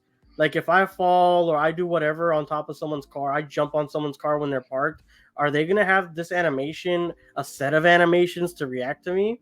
Like that's crazy. And if you look at the actual live version of the trailer, not just the image, her hair is moving insanely crazy, like Yeah. crazy in a good way. Like it is really responsive to her head movements and the wind happening like around her. So having those sorts of physics is just like I'm literally putting my hand in my head. Like it's mind blowing to me. Like that they've nailed the hair physics down to a T. Again, we kind of see it with Lucia when she's on top of the penthouse, if that is her. Um, but like it's just crazy. And then of course, like I touched on at the club, like a completely different animation for twerking, which is like if they're doing these stupid little ones, the benign ones, the big ones have to have a multitude of different animations. Yeah, and my thing here is now thinking about it, is this sort of like a montage, like a predetermined montage that you're just watching on the screen, or is this supposed to actually represent that just out in the wild you can, like maybe this just happened as you were driving by, you saw like this girl twerking on top of another car, and this is, your player character just bringing out your phone and capturing it. Is that, it's going to be that insane when it's just this random moment, where you just randomly in this backyard just watching this guy wrangle this crocodile. You know what I mean? Yeah, I So mean, it's something we can think back to even this trailer when Lucia's throwing her hands in the air. Is that going to end up on social media now? Because that guy in the passenger seat was recording her. Like, can you go through the social media and then and all of a see it. sudden find Lucia putting her hands in the air out of the convertible? You know what I'm saying? Like, is that possible? And if so, is it real time? Like, imagine, I know Rockstar loves to go zany with some of their like, UFOs, Bigfoot, all that usually makes an occurrence in the game. What if there's that tinfoil guy who's like, they're out there, right? And he gets like the blurry webcam footage or whatever of a UFO. Can you go to him at that point in time and then like have a side quest because you looked at the, social media site? Or like just side quests in general, like, hey, this guy's he's having a dance battle over at downtown, and then like you go to downtown and you can participate in the dance battle. Like, is that something that we're gonna Yeah, get? I think that would be fucking amazing. Honestly, it would be insane. The immersiveness would be beyond the charts at that point. especially if they don't make it like fully 100% like, oh, you should go here, where it's kind of like you just had the thought like, oh, it says that he's at this location, and then you just end up going and you're like, oh wow, I can interact with him. Oh, this is, it starts like this quest chain that is completely like, It's you not can on the miss map. it. Yeah, Yeah, it's like you can miss it. It's optional, but it'll make it for an even better experience when it wasn't something that was, clearly marked the entire time. Like, oh, you should come here. It's, you just kind of were like, oh, I wonder. This says this is at this location. So yeah, man, that'll be very interesting to see how that all works for sure, out. for sure. And so this one is actually an interesting one. I think the one after this should be first. But we do get the burnout scene for the cars. It looks like more car culture stuff really coming to fruition. And they kind of like blockade this intersection of a street. And in the middle, you see this car doing donuts around what do you call it? Doing donuts around another vehicle. And it seems to be that car culture vibe and stuff. And there's someone with a camera actually filming two people dancing on top of a car. And then if we go back to the previous shot, this is supposed to be those two ladies. It's like the same time. They're Oh, the okay. two dancing, and then of course, like they're all on social media now, so now they're getting hyped up by everyone right here in the chat. Exactly, and I kind of discussed this with you before the podcast, like when we were kind of brainstorming. We are like, how in depth is the social media gonna get? Like, is this like, can you put your live comments here, especially when it comes to the online, like when the online version of the game, is there gonna be where like actually in the game they created a social media platform where you can record something and then you can have other actual players, watch it or whatever live, and comment like this. So this could potentially be not obviously right here in the story, but in the online, potentially even have a live, feed in here of real players Hmm. watching this social media post and commenting live. I wouldn't put it past them. It's just gonna be great to see how far they actually went in depth with this social media, which seems to be, a good chunk of this trailer. We still got more images. A good Hmm. chunk of this trailer is just showing, different the same social media platform. So Yeah, they could definitely do a lot. It's good. It would take a lot of work for them to put something like that together. But like you said, I wouldn't put it past them. They could definitely do something like that. Have their own social media run by players. Like that would be insane. yeah, just in the game, that's just crazy. They And had a on surface level one in GTA 5 as well, the Life Invader. yeah. So if they went, with 10 years of development, if they went that insane in it, and it's not one that you could even use outside in the real world, like it's just, or who knows, maybe they will make some app They'll launch an where, app in real life where yeah, they'll you launch, can put some an stuff. app in real life, but the whole entire feed is just videos that people filmed in game. Hmm. That'd What, be crazy. dude? They would literally create their own super popular social media platform. If you haven't yet, Rockstar, take that idea and run with it when it comes to the online. I mean, Rockstar did get rid of their social club thing at the beginning of their Rockstar, like their site for GTA. They used to have a social club where you could make like clans and stuff like that, or gangs. Yeah, So they took that name or that portion of the name off. So maybe they're using it for something else. Maybe they're rebranding completely. Who knows? Something we can touch yeah, on a later podcast for sure. yeah. And then this one here, Oh, Jerry, you're going crazy right now. You're like super robotic. good now. Yeah, you're good now. Okay. Yeah, this one here, play on the real life. A crocodile went up to like a Walmart doors in Florida. This one's actually going inside this little convenience store right here. That's already crazy. But then also just looking at the inside of this shop here and It how looks realistic so even this, real. yeah, just that's my main takeaway from this is just like look how real it looks in here. It's insane. So can you come up and buy any of these pastries or anything, things off the shelf? You can kind of already, they started to do that in Red Dead Redemption 2, where you could either just walk up to the counter and flip through the catalog, or you can actually walk the aisles and purchase the individual items like that. But obviously now even taken to an extreme, you know what I mean? Yeah, and I'm thinking like if you can buy snacks or something, it'll be the ones that are online. Like the big things for drinks are like E-Cola and Sprunk, Yeah. Coca-Cola and Sprite. And then they have I think they're called P's and Q's. They're like M&Ms and stuff like that. So if you can go and buy something here, I'm assuming it's going to be those like junk food off brands that they have on online. And one thing that really caught my eye here, well, two, I guess, the lottery tickets over here on the right. Like they actually have like a full-fledged stand for them. I wonder, can you hit the lotto in the game? I'm wondering. It's possible. And then we actually have a returning franchise up at the top of the door. Go Postal was in the previous GTAs, so they're making a comeback here.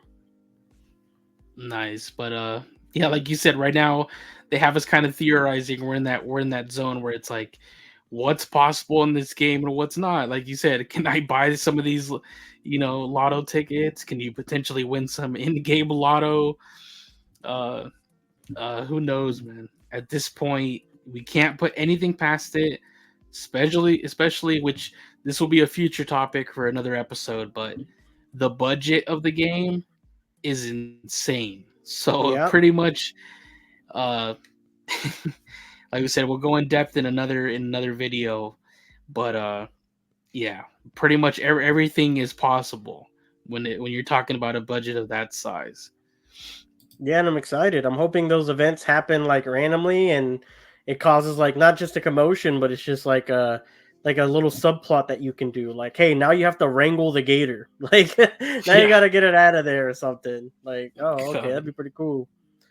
This shot in particular, I thought was pretty cool. I'm wondering if this is against like a Haitian or Cuban gang that they're doing like a drug bust for or something here, seemingly Yeah. like a SWAT team or something. And if you look at the top right, uh, potential, tinfoil hat theory for a day that the next trailer might release. I think that's August 4th, right? The 8th month. July, August. I think it's August. Yeah. Yeah, I think it's Yeah. August. So August 4th, 2024. Maybe that's the next trailer date. Who knows? But it seems like they're just doing a siege here, and top left has Beware of Dog, and it looks like a little remembrance of Chop's breed from GTA 5. So Yeah. Definitely looks like Chopper there. So, mhm. a cool little callback to Chopper. Um, let's see here. But yeah, the raid looks great. I don't think it's confirmation of a first person mode. Um, I know it got added in post patch, so maybe it'll be an option. But for me, Mhm. for me, GTA's are I play them just in third person. I don't need first person, and I haven't tried the first First is person game. immersive, but three is definitely like, why would you limit yourself? Like, you're just putting yourself at a disadvantage. Like, if you're playing online, you can't see as much. People could like see the corner around you, kind of like Gears of War or something. Like, if you're playing like an online deathmatch or anything like that, it just like limits your view. So it's immersive. I really like how it looks. It's very detailed, but like just like you, like I'd probably be playing in third person as well. But I think the only thing I really take away from this and Last Shot, we're looking at different types of footages. We're not Yeah. looking like this one's first person, but the last one was like CCTV cam. So Hmm. I'm wondering if we're just gonna have some sort of element of looking at, footage or something. Maybe it's a part of the element for heists or something like that. But that's really the only conclusion I can kind of draw from these types of viewings here. These two random shots, seemingly. And it probably means that you can come across this stuff on their I'm assuming updated like mobile, like when you can go into the internet on your phone on GTA Mm, 5. That's probably what these things are. Like you just come across them. They're not on that social media platform, but maybe you can come across them in other types of websites. Because this one too, like you said, it is a different camera footage. Because this one is a body cam. mm, Um, so it's not really like a first person perspective. It is, but it's on like the chest of the person or whatever, maybe their helmet or whatever it is. yeah. But you can tell that even this is a body cam. So yeah, that this one and the previous CCTV of the crocodile going to the store, possibly videos you're able to see on your phone or something like that. So it's crazy they've gone even this in depth for that as well. Like just probably footage that you could watch or skip on the internet. Yeah, I'm sure there's going to be plenty of other like things we can have access to or see too, and they're probably just going to be either zany events or stuff like this, like drug bust, interrogation, stuff like that. In GTA 5, we were heavily mixed up with like the FIB and all those types of like law enforcement entities. So I'm sure we're probably going to get some more of the same here for GTA 6. Exactly. So here we go. Another play on like a real one that happened. But they're closer to the theory of you actually needing to put gas in your car. So I'm just saying, we've seen a lot of gas stations in this trailer. The crocodile was at a gas station. This is at a gas station. I'm just saying, the evidence is there. But some other things, this screenshot doesn't do it justice. But when it starts from the far left and pans over here to the right, you can actually see that this cop's car. It says Leonard County on it. So that's a second county that we're actually having here for Leonida or Leonida, however you pronounce it. So that's two, and I think there's a third one that we're going to get access to seeing later. And yeah, then here we also see something completely different: the weather.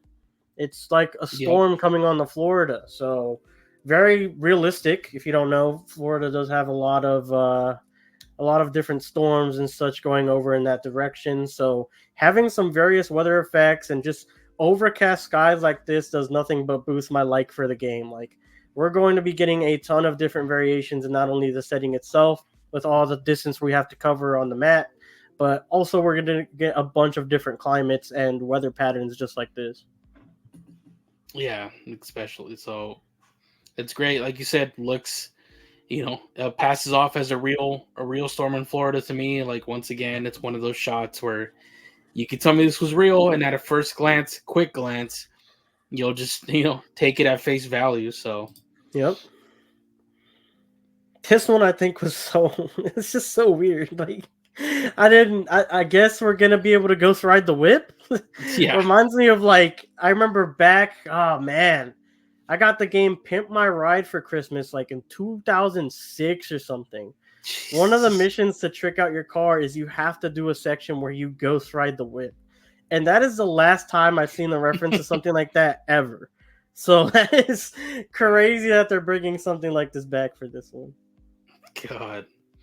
Um, but yeah, then you also see on the truck itself, the green truck, kind of like the sparkly on the paint. And actually, I think it's more of a wrap, so you're probably gonna be able to do the vinyl wraps here instead of just straight up paint jobs. Mhm. And then once again, it's part of the social media platform. And there's the follow button, which you're currently whoever is on this is not following. I wonder if that's going to be like you can actually follow certain, ones that you like, and they'll throughout the game and as the story progresses, they'll maybe even update with even further videos. I wonder, like we said, how deep does this social media platform go? Yeah, and again, I know we don't have a screenshot for it sadly, but on the back of the truck it does says Vice Vinyl and Ride Okay. Out Customs. So Ride Out Customs, I'm assuming is going to be like Los Santos Customs that Yep. were going to go ahead and customize cars, do spray jobs to get rid of the police and stuff like that, like your wanted levels. So I'm sure that's going to be the big thing. We can also see it in a different shot as well. And obviously, this has to be the reason Rudy died, right? Rip Rudy, see you in heaven, because Oh there's my no way he god. didn't die doing this, right? Like this is it. This might be his final moments, right? Oh my god. This actually might It's be kind how of he died. morbid. It might be. God. Jesus. All right. And then we continue with just crazy, but based on real, social media things that did happen. Once again, but aside from the older gentleman here, um, watering pretty much almost naked, Mm. but the house and his garden, though, it looks Yeah, so the real. fauna is so diverse. Like, there's at least like 4 different types of plants just on his lawn, and that's crazy. Like, what other game has that attention to detail where you've got like 4 or 5 different? Because I'm looking right here at the front. There's like some like palm tree weed or something. I'm no floral expert, so don't judge me. We've got a red plant over here on the right. Over by the corner of his house, it might be the red plant again, but in the shadows. But it looks kind of purple to me. I'm also colorblind, so like bear with me on that one. And then on the left, we have some more shrubby looking plants right there by the window. So that's a lot of different variety just for some random dude's house. And if you actually look in the window, you can actually kind of see through the window too, like a coffee maker or something, some sort of appliance right there on the window as well. It looks like you can see inside his house a little bit. Yeah, so I'm like, how many of these homes are gonna have interiors, and the fact that right there, like he's using the hose, and there's the back, there's where you wind it out from. Does he have the animations where he took this out to begin with to water it? Does he Mhm. put it back? It's just what kind of life cycle, I'm expecting when we finally they do reveal details of their NPCs and how advanced they are. I'm expecting almost to fully hear about full life cycle, motions and things for these characters. Like go to work, come home, do gardening like this. Just it's just gonna be crazy. Yeah, what's their rhythm like? Is there one guy who's always at the beach, or Yeah, like, he's got yeah, a thing going on, or are we cycling out NPCs like, hey, maybe, Johnny, this NPC goes here every Tuesday, Wednesday, Friday, but then, the rest of the days we cycle in someone else in that specific location of the beach, so it's not just him there every day. exactly. It's like how many if you pass by the same location, are you going to see this guy here all the doing time. this, Yeah. doing the same thing? It'll be cool the first or second time, and then it's like, all right. But I doubt it. I'm pretty sure there's going to be almost no repeat, Hmm. things like that. At least, um, not expecting it. And And here once real again, quick, something I missed out on completely. If we can go 2 slides back to Rudy, R.I.P. oh Um, my god, he does have a red bandana. That was the color oh that the yeah, Cubans rocked in Vice City. So I mean, I don't know if he's of Cuban descent, if he's just kind of like with them. Maybe Rudy, maybe I spoke too soon. Maybe Rudy didn't die ghost riding the whip. Maybe he died to like a gang rivalry, right? Definitely yeah. possible. All right, we can go back. My bad. I just want to touch on that real quick. We'll miss you, Rudy. Yeah. God. But yeah, now this one too, it's just aside from confirming another different type of activity. I'm sure this is part of the Thrillbilly Mud Club. Mm-hmm. Just the mud physics, just the character models again, the vehicles in the background, just everything. I mean, come on, like this just looks incredible. Yeah, I'm wondering if there's actually going to be some type. I mean, this is a whole club in the game that they're showing off in the reveal trailer. Is there going Yeah. to be like reoccurring? Because there's been car washes and stuff in other GTA's. Is your car going to get dirty and it's going to stay like that, and you got to get a car wash now? Like, is that going to be a thing if you go by the Mud Club area? There seem to be stunt jumps. If you look in the background past this little ramp that we have at the forefront, there's a literal monster truck catching air off a hill in the background.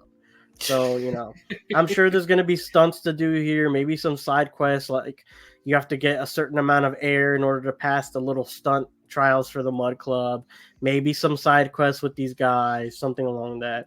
And then they have a bunch of unique vehicles. You've got like a bunch of ATVs, the monster trucks, the lifted trucks, off-roaders, all that. This screenshot in particular I thought was super interesting. Look at the far left side. Is that a kid? Like a teenager? The one in the white shirt. Yeah, it looks like it. Yeah. And that's, Jeez. if this is the case, is this the first time? This has to be the first time we've had like teenagers or adolescents in the game, right? It would be, yes, unless it was part of an actual story element that I'm actually not recalling in any of the games. Yeah, Besides I can't think of a single besides one. like Michael's teenage son and stuff like that, But he was like 18 plus. He was just like a yeah, deadbeat, right? he Like, was. and then his like his daughter was like 19, I think, or something Okay, along yeah. that lines. So like not actually kids, like they're full on adults, they could go fight for their country. So they're Um, adults. But yeah, unless maybe. this guy, if it's not the proportion of like just the image, like the camera or something, because like scale to the guy on the red shorts, he looks smaller. And he even looks like more timid, like he's like holding his hands in Yeah. front of him. Like maybe it's his first time attending one of these mud clubs or whatever, or something. Maybe that's a beer in his hand. I can't really tell. It's like kind of like blurry. But I mean, I really don't know if this is a kid or not. No, you're right though. It does look shorter than some of the other ones, but hopefully it's just a perspective. Because honestly, I think I'm okay not having any kids or anything, anybody below the age of 18 represented in the game out in the wild, just Mhm. because of the type of actions that some people that are playing the game, can get up to. So I don't even want Rockstar to have to cross that bridge. Yeah, I Um, mean, leading up to every GTA game, even with this reveal trailer, there's already people boycotting, calling for it. It's too mature, blah blah blah. It's happened since the beginning of time with GTA, but adding a kid yeah, into there, like, yeah, there are some weird people that'll go ahead and do some weird stuff to a kid. I mean, going ahead and maybe running them over or something yeah, immediately comes to mind. Let alone if they put like fucking twerk animations to use on them or something. Like that's just oh my ridiculous. god, You know what I'm saying? Like that's just yeah, the surface level of what people can do. So yeah, I agree with you on that one. Like I'd rather not. And if we do, keep it maybe the just cinematics only. Like, hey, We Yeah, only yeah, see yeah. them on like this important, it's like a storyline or something, and that's that. Just so that we don't have any actual problems, because depicting minors in any sort of like crime or anything, it always has its own basket of problems. So just keeping it to like adults only in the GTA universe, I could definitely agree that would probably be the right move. Yeah, because I'm sure they can do it. It's we're just kind of saying we'd rather them not, just to avoid even more like than like you said, you're already gonna have to endure or are already enduring. So, I mean, this franchise just is the poster child for boycotts and things like that. So, yeah, let's Yeah. just hope it's it's just a perspective thing right here, and they don't include that. I But vividly once it, remember waking up for school. This is around the time Vice City came out, and one of the news stories was, "Is GTA too violent?" And they just have like Tommy Vercetti going out to the beach and starting a killing spree, and they were like, "You shouldn't buy this game for your kid," and blah blah blah. It's this, it's that, and I'm just like, "Well, they're not wrong, but it's just a game." That's how I always see it. So if that was yeah, causing problems back then, and it's still, even with the reveal trailer right now, being divisive, like, yeah, doing something like that, it's not going to bode very well. exactly. But once again, here, different body proportions, just even in these two characters here in the front. Like Yeah. you said, like can you let yourself go, like your character or whatever. I mean, it'd be Mhm. interesting to bring back that San Andreas mechanic and see what it could do nowadays, or and what other character customization. Obviously we've done tattoos, hairstyles, but just how more realistic and how far can these customizations and alterations go. Maybe even Mhm. something like this, like where you can either be super fit or you know let yourself go. So I guess we'll see on that one. And then even with this, like, they're super dirty. Can you just Yeah, take a shower and rinse it off? Like, is that how in depth they're going, or does it just go away over time, like, like blood stains and stuff does in the older ones? exactly. And then just continuing once again with the social media. Um, this one to play on the Karens, and there was actually one that kind of walked out with two hammers just like that. So there we go. Thing that stick out to me on this one is yellow tint. So maybe this is the Little Haiti area. Same as we saw before with Vice City Cut. And two other things. We don't play around in Hamlet, so another named location here being name dropped for Vice City. And live. So we have confirmed live feeds for the social media accounts as well. Yeah. So that's what I'm saying. Is it's are you actually able to go live, or when you're on the phone, or are there certain accounts that are going to seem like they're actually live at that moment? You know what I mean? And Or can you it even really, interfere? Like, if you go yeah, here to this destination, just pop her in the head with like a right hook. Are you going to be on the video now? yeah, Like, is that that's going to be something that could happen? exactly. That's what I was gonna say. Like, if you're seeing that something's happening at a certain location, you're like, I know where that is. I can get there in a few minutes. And I'm then you right get there. there. Now you appear in the video. So I guess we'll really see how live these actually are, and if these are events that are actually taking place in game at that moment. That's taking random encounters to the next level, because your character's not even anywhere near them. They're just 100%. yeah. And again, this could start like whole plot lines or stuff that you could probably even miss or something like along those lines. Maybe if you interfere in some videos, you gain followers because you're gaining notoriety from jumping into other people's stuff. Like, who knows? Who knows how far this goes? Yeah. Let's see. Here we have like a blink and you miss it moment. It happens during the drop of or like the drum hit from the song.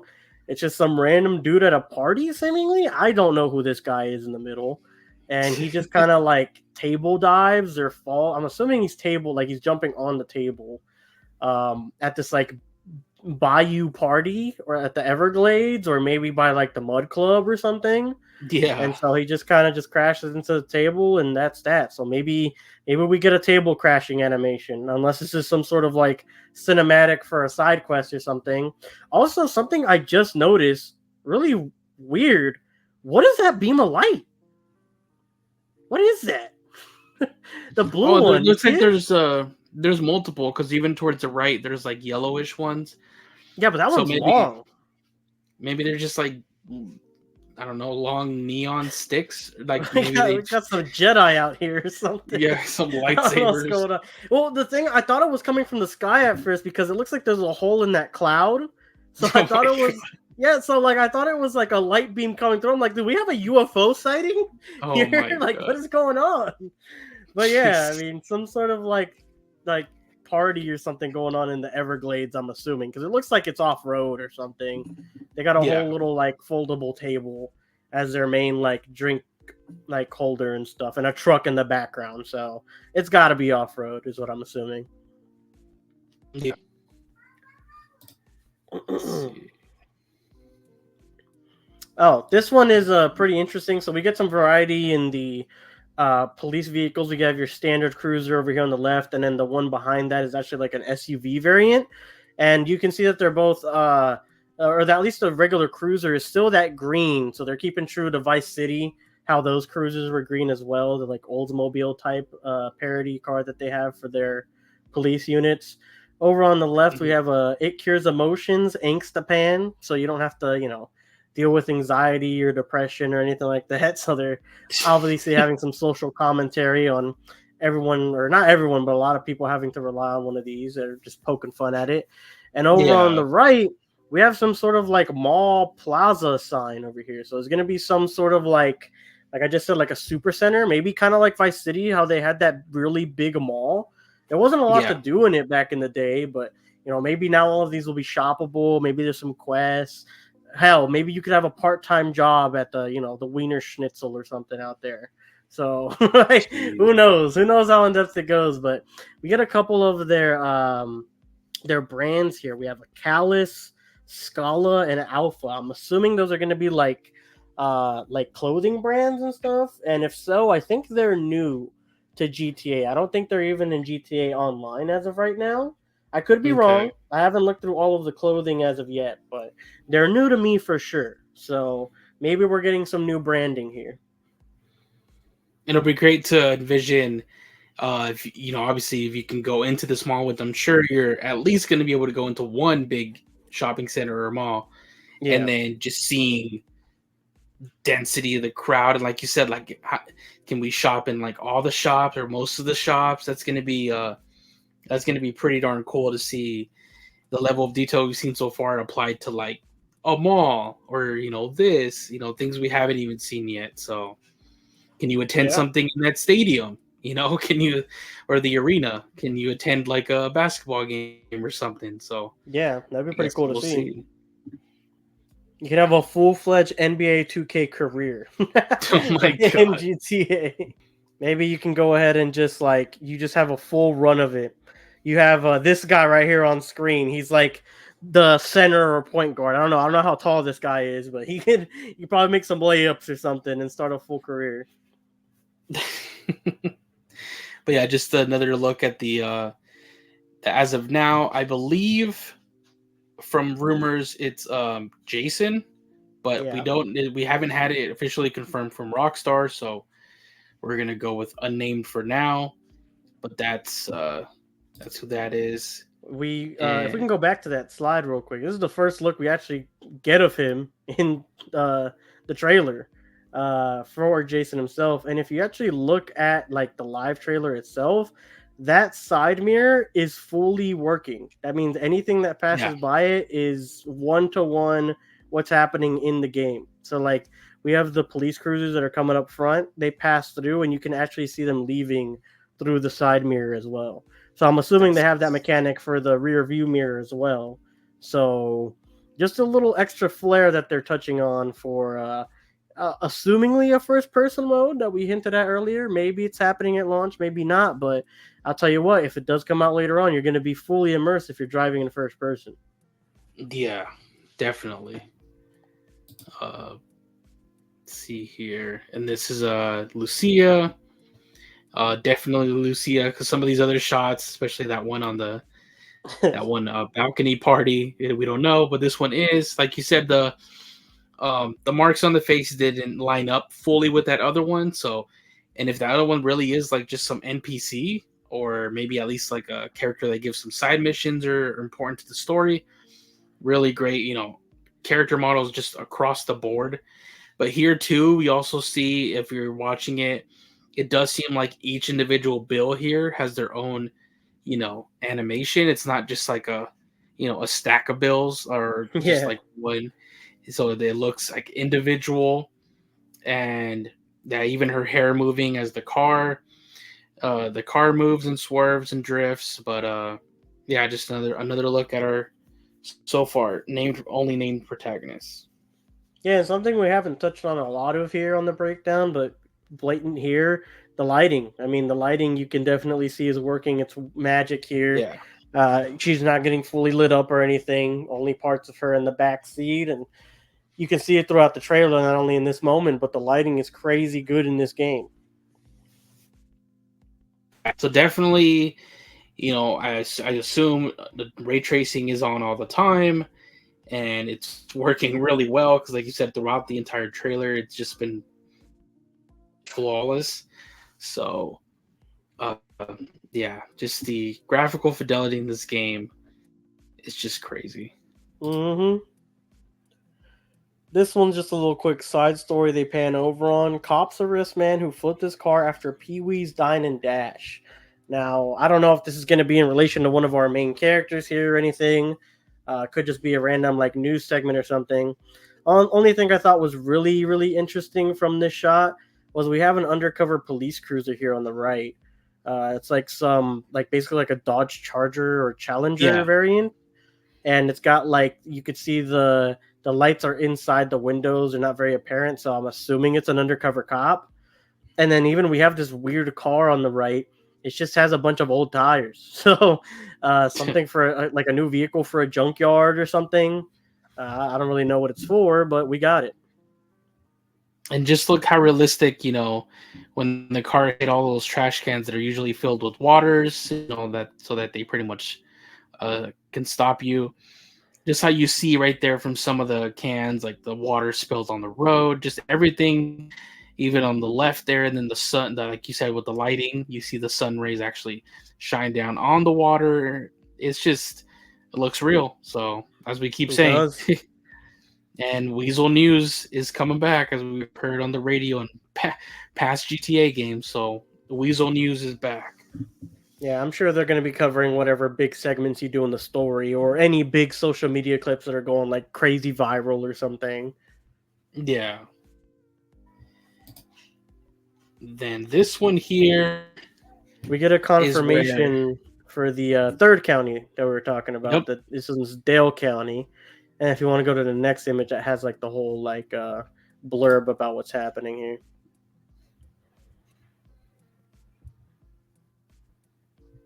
Okay, so the Spanish, yeah. Yeah, so basically what it's saying is that uh, he had his confession written in tattoos because his tattoos that are on his neck and I'm assuming his chest as well, because it kind of looks like they're one like they go hand in hand. They linked Yeah. him to a crime, so they convicted and sentenced him because of the tattoos and whatever they depict. We can't really see them too well here, like what they actually are, but essentially they linked him to a murder, so he got arrested.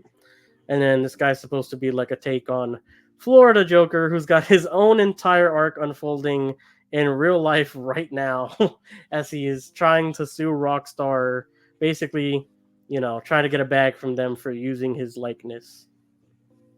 Yeah, for doing this play on his likeness, he's right now demanding that they give him $3 million. So, I mean, we'll see how that goes. It didn't go well for Lohan. She tried to file a lawsuit as well for her, You're cutting out a little bit again, like the robotic voice. But yeah, he's trying to oh, sue for 3 mil, and yeah, it didn't work for Lindsay Lohan. Is what he was saying. So yeah. I mean, not hopefully, but this guy's gonna need a lot more elbow grease to get this one done for sure if he's really serious about it. Yeah, for sure. I mean, I'm no, so obviously we really have no say on that or we think. I mean, I don't really think so, but I guess we'll No, see forward. from what I've heard and like seen people saying and stuff like that, it's they've got fair use as long as it's not like a one to one. Yeah, It's not his exact name. And in every Grand Theft Auto, I think has a disclaimer at the beginning saying like anyone who looks similar or something is coincidental and isn't a real life take on them or something along those lines. I forget the exact verbiage, but I'm pretty sure they have that somewhere on their like load up or something. yeah, and like you said, because it's not a one to one, like the tattoos are not exactly the. He just also had a lot of face tattoos and body tattoos. His hair was green, it's purple, so it's like you obviously know what they're kind of like doing a play on. But I mean, it's not a one for one, so you can't exactly you know get them on that play on it. It's just fair use. Mhm. Also, it's still cutting out a little bit. I don't know if you like need a replug or something, but it is happening from time to time still. Oh, So okay. on this one over here, we actually have our look again at what I think is Little Haiti. Again, it has that like yellow tint, um, more of a disheveled, not put together community, kind of like how it was in Vice City. It was a lot of dirt roads and like little houses and shacks and stuff. Yeah. So I'm assuming this is a Haitian, the Haitian dirt bike gang or something along those lines. We do see that there is a dirt bike gang over on the next slide, but essentially these guys seem to reside in Little Haiti, and we don't really know what they do. They're in the next in the next slide. We see they cause a ruckus, and they're kind of just like being a nuisance to the cops, but they're not really doing much from what we see. It says terrorizing Vice City, but we don't really know how, right? Are they shaking people down? Are they like pulling guns on people? Like what is going on exactly? We don't know, but they're terrorizing people somehow.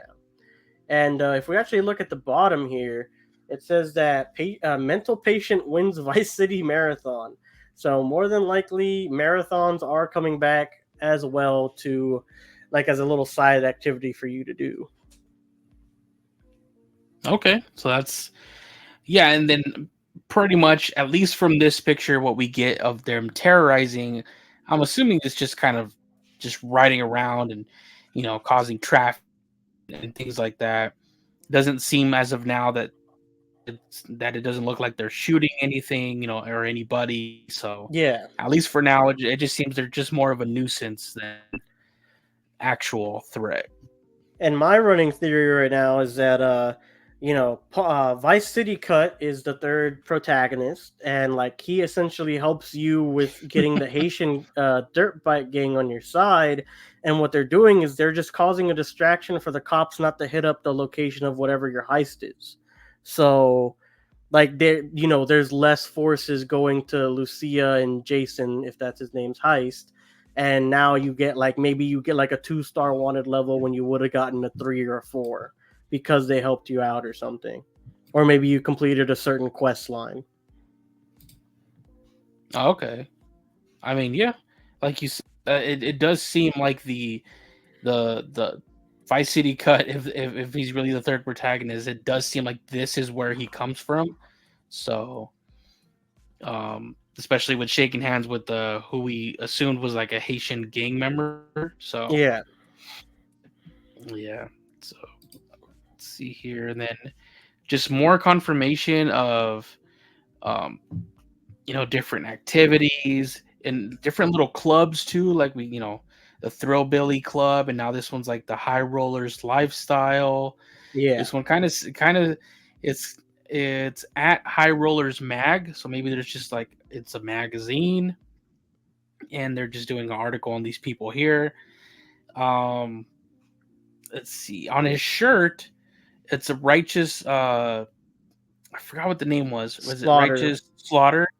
Mhm. Yeah, and then I it's Blood Ops which obviously is a play, and then Righteous Slaughter was the game that Michael's son was playing in GTA 5. So this is obviously some type of sequel or further or whatever, however many iterations later. And just obviously Blood Ops is a play on, Black Call of Duty Black Ops. So Hmm. there's that little Easter egg right there for you. Yeah, and on the right hand side, we see this truck have a vinyl saying "Sound for Sound." So I'm assuming that's going to be like a radio station for Vice City, maybe. And then over here on the left, another set, the sticker that we couldn't get on Rudy's car's visual earlier says "Raised by Far Out Customs" or Ride Out Customs, sorry. And so again, Ride Out Customs might be the customization shop for all these vehicles here. And these do seem to be the guys that are into car culture because they seem kitted Yeah. out. So this might be the people gathering that we saw earlier in Wynwood. And not only that, this is the same nighttime setting that the video was being filmed for the two ladies on the roof of the car while there were donuts being performed around them. So maybe Yeah. this is like that same time, and this is that blockade, like one of the 4 streets that's blockaded, and then they're filming for this High Rollers mag or High Rollers lifestyle. Because what I think about this when I see this is like basically kind of like a Facebook page or group or something, and like maybe that this is like the admin of the group, and he's putting out a video like, "Hey guys, this is we're the High Rollers, and this is what we do. We're about this life, blah blah blah." And it's them doing like street races or you know burnouts or whatever it may be. Yeah. That seems like that'll be the case right there. That's actually pretty cool, man. It's just it's cool to see how in depth and how many different things we got going on all at once. And as at least with how big the map seems like, it doesn't seem like all the activity is going to be concentrated on just the city or anything like that, because you have the Throwbilly Mud Club, which I'm assuming is a lot of the outskirts, a lot of the just plain areas outside the city. So it's cool that even throughout the map it looks like there's going to be plenty of different things to get into. Yeah. And now with these like staple clubs, I'm assuming they're going to be like the bigger side quest type of things for social Yeah, media. exactly. And I like the shot here after this one. We get them going through just like a little liquor store, convenience store. Once again, he has a wad of cash in his hand that looks individually animated. The store looks great. It looks awesome. Hmm. Obviously, with all these different brands that we've seen throughout GTA's history making a comeback, different food. But yeah, just for me, it's just and then there's the camera right up there. So I wonder if it's you know you're this footage of you robbing this store can appear later on, up on the social media thing. Yeah, I'm wondering if you have to like wipe that before you leave, and that's kind of why they're leaving the back area right now. Yeah, Maybe that's a reason why, or maybe they just got the cash and they're dipping. Who knows, right? yeah, but definitely you get this, especially with this ending here, with them being a couple, you get kind of like a Bonnie and Clyde thing that they're kind of going for these two characters right here. So Yeah, that's the vibe I get with them. 100%. This one over Uh, here, we got I mean, people are saying that these are different ones. I thought they were just two different signs. If you look at the background, it says pawn and gun shop and gun and pawn shop. But I just got the feeling that there was just like two different signs for the same store. I don't know. I guess that's just me. No one else seems to think the same thing, but that's what I initially thought when I saw this trailer. And then this is actually a car that was only added for GTA Online. I forgot the name of it, so you weren't able to access it on GTA 5's like single player, and it seems to be at the forefront here at GTA 6. So definitely some online elements being added over to the single player, which is a good thing to see because that's what made online so profitable and good over the years. Not only that, but when Jason's making the turn here, you can actually see Lucia reacting, and it's a sharp turn. So she actually grabs onto the side panel of the car to like brace herself from moving too far to the right, like towards the door. Okay. And I'm actually with you on the store. I'm pretty sure the whole that little building is called Pawn and Gun, and that other little sign is just kind of telling you what it is. It's a gun and pawn shop. Mhm. I so yeah, I'm assuming it's the same because you really see the entrance is just there in the middle, underneath where it says Pawn and Gun. The other one kind of just looks like more of the wall. Yeah, So yeah. I don't really. There's no like glass like there is for the yeah, pawn and gun entrance, so that's why I just thought it was like the same store. But everyone and their friends are convinced that it's two separate competing people that went ahead and just were like, yeah, we're just gonna be right no, next to each other. no, but so it's interesting. It's not ammunition; it's pawn and Yeah, gun, but that's probably just for maybe this more secluded or maybe just out here in this county over here, whereas in the city there could be the branch of the ammunition making a return. yeah, I could definitely see that. Maybe they have some like different like since you said it does look like they're out in like the countryside or at least in the outskirts. Maybe this is Yeah. how you get like specific stuff for hunting as well. Like maybe there's certain type of Oh ammo yeah, or only like you can only get a harpoon gun here or something like that. exactly. So yeah, I'm assuming ammunition will come back, but they maybe thought, they're probably not going to open a branch of that if it's a franchise, just out here in the middle of nowhere. So this is more the mom and pop shop, just pawn and gun, and this is what you'll probably find out here. Yeah, most likely. And then before this very last shot, we do have one of them, kind of with each other, share an intimate moment where they kind of, say, they just have each other and they need to have trust. And honestly, when I hear the male protagonist say trust, to me, is it just me or did he kind of sound like the voice actor for Arthur Morgan in Red Dead Redemption 2? I So I'm just think kind of, the issue is we don't hear him enough. Like I was trying to piece yeah, together who these voice actors would be because I assumed off the cuff that it would be like a popular guy. I know Rockstar usually doesn't do it where they like, oh, Nolan North or who have you, right? But I don't know. I was trying to piece together his voice, but I think I just need to hear more from him in order to yeah, actually be able to pinpoint anything from who he is. Because I mean, I wouldn't put it past them to like recycle like voice actors if they have like a good connection with them and stuff, but I just honestly couldn't hear like enough from him to be able to be like, yeah, this is this guy. If yeah, anything, for me it's more like I don't trust him. I don't trust when he says trust. That's what I don't trust. Like he just sounded like he was just kind of parroting what Lucia wanted to hear just to say it, right? Like that really just like, yeah, yeah, I trust you. Like, it's kind yeah, of just like he's just kind of here for the ride and that's pretty much it, or he doesn't care about her or something and he's just gonna like just screw her over at some time and point or something along those lines. But I don't know. He wasn't convincing to me with his one voice line. yeah. It kind of you get that vibe a little bit, like something's gonna happen here. Somebody's gonna flip on the other, and it kind of seems like you said, at least at the moment, maybe it's him that is going to be the one you can't trust. Mhm. So I guess we'll see. We could be completely wrong, and they're completely tight the entire time, but wouldn't be surprised. Oh, Um, definitely not. we do see a callback to Red Dead Redemption 2. There on the door, though, like to the right, that little kind of like mugshot of a person that's actually somebody that had a bounty that was on a bounty poster in RDR2. So Oh, that did that did make a little bit of a comeback. maybe it's his And then descendant. It's the same guy, but like his great great grandson or something.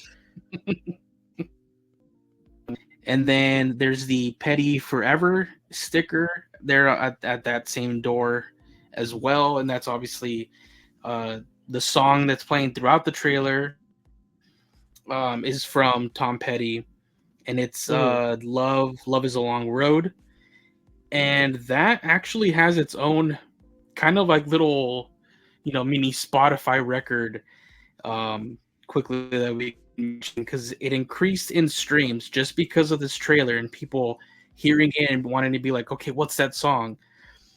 It increased a record of a staggering 36,979% in Oh streams my god. and so they said themselves that the previous like biggest spike that a song has had because of when it was in some kind of movie or video game or something. The previous record was a spike of about 4,000 Dang. of it. This went up 36,979, almost 37,000%. That's So like what? insane. 9 times essentially the previous record of a spike from media having a song or something. That is actually Yeah, crazy. And yeah, I feel like that would have that's happened with whatever good song they would have chosen, right? Because obviously they're not going to choose like a shit song to be in the trailer or something that people just don't vibe with on the trailer or whatever. But like yeah, I feel like any song that they would have played that would have fit the tone, the vibe of the trailer, everything happening, the message that people were trying to decipher. Like I just feel like no matter what it would have been, it still would have been a hit for like extra streams or listening prowess moving forward for exactly. sure. It just goes to show you already the power of what what this game, and we're gonna get into it in just a second in terms of like how record breaking even just this trailer is. But it just goes to show you that this how anticipated this game is gonna be, and it's gonna be. I think it's gonna transcend just video games, but in terms of just entertainment as a whole, like that, it's just gonna shatter every record out there. Yep. But That's I get that same feeling too. Before we do move on though, there was a couple things on this I wanted to touch on. yeah, On the left of them, you can't see it on this still, but this is supposed to be Uncle Jack's liquor store apparently. yeah, So I'm wondering, is Uncle Jack the guy on the door now, right? Is he the descendant of the bounty man from RDR2? I guess only time will tell. Maybe the guy was named Jack in the bounty. I don't know. We'll have to look that up or something. There's yeah. also a sign on the door that says we will no longer be accepting cash from underwear. So I guess that was a problem. And walking up to the door, I tried looking frame by frame. Lucia does not have an anklet or ankle monitor, from what I could tell when I was going frame by frame, Hmm. when she busts open this door. So this leads me to believe that this is actually a tutorial. This is the tutorial heist. It kind of is a little bit like rearranged. First, it's them doing this, and then they go to the money, and then they go to the hotel, or and then they drive away in the muscle car, and then they go to the hotel, and they end there. Yeah. And then I guess if you want to play to the trailer, then maybe they hit the Waffle House or whatever, and Jason flips a car, and then that's them arriving on the scene, and they get busted. I mean, that's a possible route it could go, and then that's how you end up in, the Vice City Penitentiary or whatever it's going to end up being called, because you both get caught right there. That's a possible avenue, or they get caught in a completely different way. But to me, this screams like maybe you do a couple of heists, maybe you do like 3 or 4 heists, and one of them is the Waffle House or whatever it was, and you get caught eventually, and then that's how you end up there with the ankle monitor, and then you're restricted and all of that. Yeah, I could see that being the case. Yeah, because I don't think it would be that at some point we kind of lose the ankle monitor in the story. That might be Mm. something we keep throughout. Um, At least for a and while. and maybe like that you're the fact that it that's why you're maybe she's diving into the social media to play like, oh, see, this is why I do have this money. This is why I'm being able to live this lifestyle. It's the social media. It's not because I'm continuing to do illegal activity. You know what I mean? Yeah, and So it's like a little like alibi, like, hey, look, I was yeah, here. I couldn't have robbed a 7-Eleven down the street. Are you out of your yeah, mind? I have witnesses, so exactly. But yeah, this brings us to the end of the trailer. The very last thing they showed us was obviously the logo for the game and a confirmation that it's coming, which everybody dreaded seeing, coming Mhm. 2025. So real quick, what do you think about the logo? I mean, I like it. I think it's cool, sleek. to the point, Vice City vibes. But do you think it could have been better, or do you like it how it is?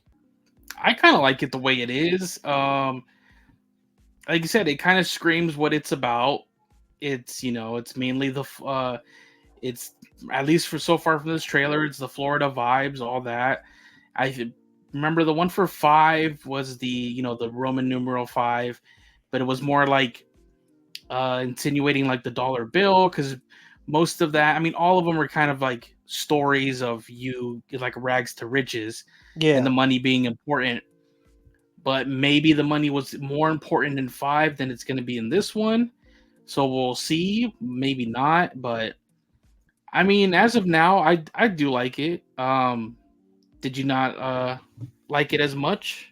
I liked it, but I was really convinced this was going to be a named title. I wasn't thinking Vice City because obviously we already got that. Oh, But like we haven't gotten one in like 3 games now, right? Because it's 4, 5, and then 6, right? That was the release order for the major yeah. titles.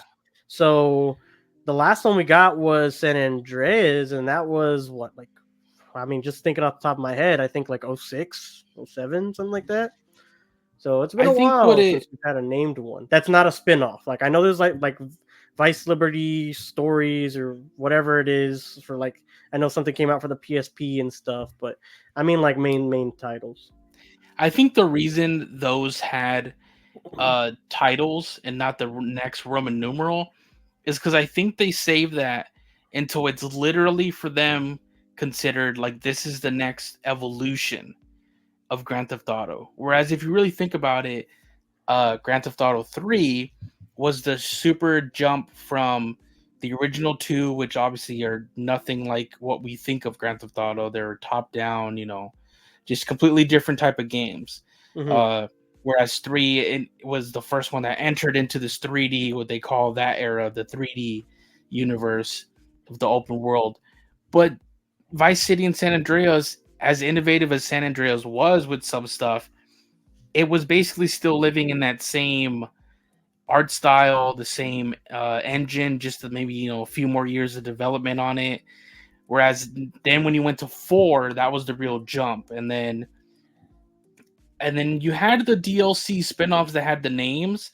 So maybe from that point on, from 4, only like the DLCs they figured, okay, let's just give these the obviously the whatever subtitle, and Yeah. then they just thought the next big jump was 5, and then from there we've had just online, and obviously each of those big updates have had their own titles, Yeah. uh and then they just thought, you know what, instead of, maybe people will think that it's just the next major update to online if it just comes up with Grand Theft Auto, such and such. Maybe they're like, nah, this screams it's the next big jump for us, so Roman numeral 6. At least that's how I think about it, but I could be completely wrong. Mm. Okay. I see that. But yeah, as you were saying earlier, coming 2025, after the trailer release that actually did get confirmed in a separate interview, this is only coming out for PlayStation 5 and Xbox Series X and S. Although I don't know, I would put an asterisk next to the S because it does not have the same power and like mechanics interior that the X has. So I would put an asterisk on that one for now. Just because I know, like, just from personal experience, from me playing with the batch online, we have a friend that has an S. He loads in crazily slow. Sometimes his game just doesn't look good. Like, I could see it being like Yeah. an issue, kind of like Baldur's Gate 3, where the problem was porting it to the Xbox Series S because it has some technical difficulties, but the Series X was ready to go. It just had like a bug or two they had to take care of. So Yeah, I they could kind of definitely see shot that. themselves in the foot with that one, where to bring out two versions of the console, and like they stated, every game that comes out for X, they have to make it work for Series S, where it's pretty much really under, not really, I don't want to say really underpowered, but it is just underpowered compared to the Series X. I think the way it's going to do, it's like, I don't think the ray tracing is going to be the same. I think it's going to have a lot of things they're going to have to trim out, like obviously the resolution. You ain't going to get no true 4K in there. If there's any 60, Maybe Maybe you're locked into a certain mode as well. I know games have like performance or Yeah. what's it called? Fidelity. Maybe you're just locked into one or the other. Yeah, because I doubt that that's gonna have a. I don't think any of the big games that have come out for it have really had the 60 FPS. I think they've been like 30 now, especially with trying to run them to look as good as they do. Yeah, and then they haven't been able to reach true 4K on that one. So they can make it work, but it's that's probably not going to be the version that we would want to play. I'd say you have 2 years. Try in true 2 years you can try to scrunch up enough money to at least buy the Series X. I think, And hopefully. by then, even there might even be pro versions of these consoles. So maybe that's the go-ahead method that you're going to need to Yes. do to actually play these games. Because as of right now, I mean, we'll touch on this on future podcasts, but memory is going to be an issue for sure. And just Yeah. can these games even run with like the draw distance that we were seeing in the game? I don't know if a Series X or a current PlayStation 5 can handle that. I'm no technology expert, so I can't really say, but like just eyeballing it, knowing what I know from like games that I own right now, running some of these games start overheating my console. So I can't even imagine a game with this fidelity of this trying to get it to run at 60 frames, getting the draw distance that we're seeing in the trailer. Like it might be that you have to upgrade to the pro versions of the PlayStation 5 and the Xbox Series X and S if the S even gets a pro, uh, to be able to play this game efficiently. Yeah, exactly. Because, like you said, even the best games that I can think of right now, they they really don't come anything close to what this trailer shows off as possible in this game. And it almost seems like a whole other console generation above where we're even at. Like that one really Yeah, seems like it that this trailer here kind of screams what everybody was expecting the jump was going to look like from PS4 to PS5, or whatever, Xbox One X to Series X, whereas yeah, the the jump remaster didn't. that they developed. Yeah, because the jump this time around in the consoles, it was more like little stuff. Like, yeah, you can notice it if you're a tech geek. Like like resolution is better. Like, oh, you can do some ray tracing. Your frames per second can be better. But there wasn't this true jump where you could just look at a video, even if it's not 100, in 4K. You could be like, wow, the stuff that they're doing with these NPCs and this density, it just screams like this is a step above.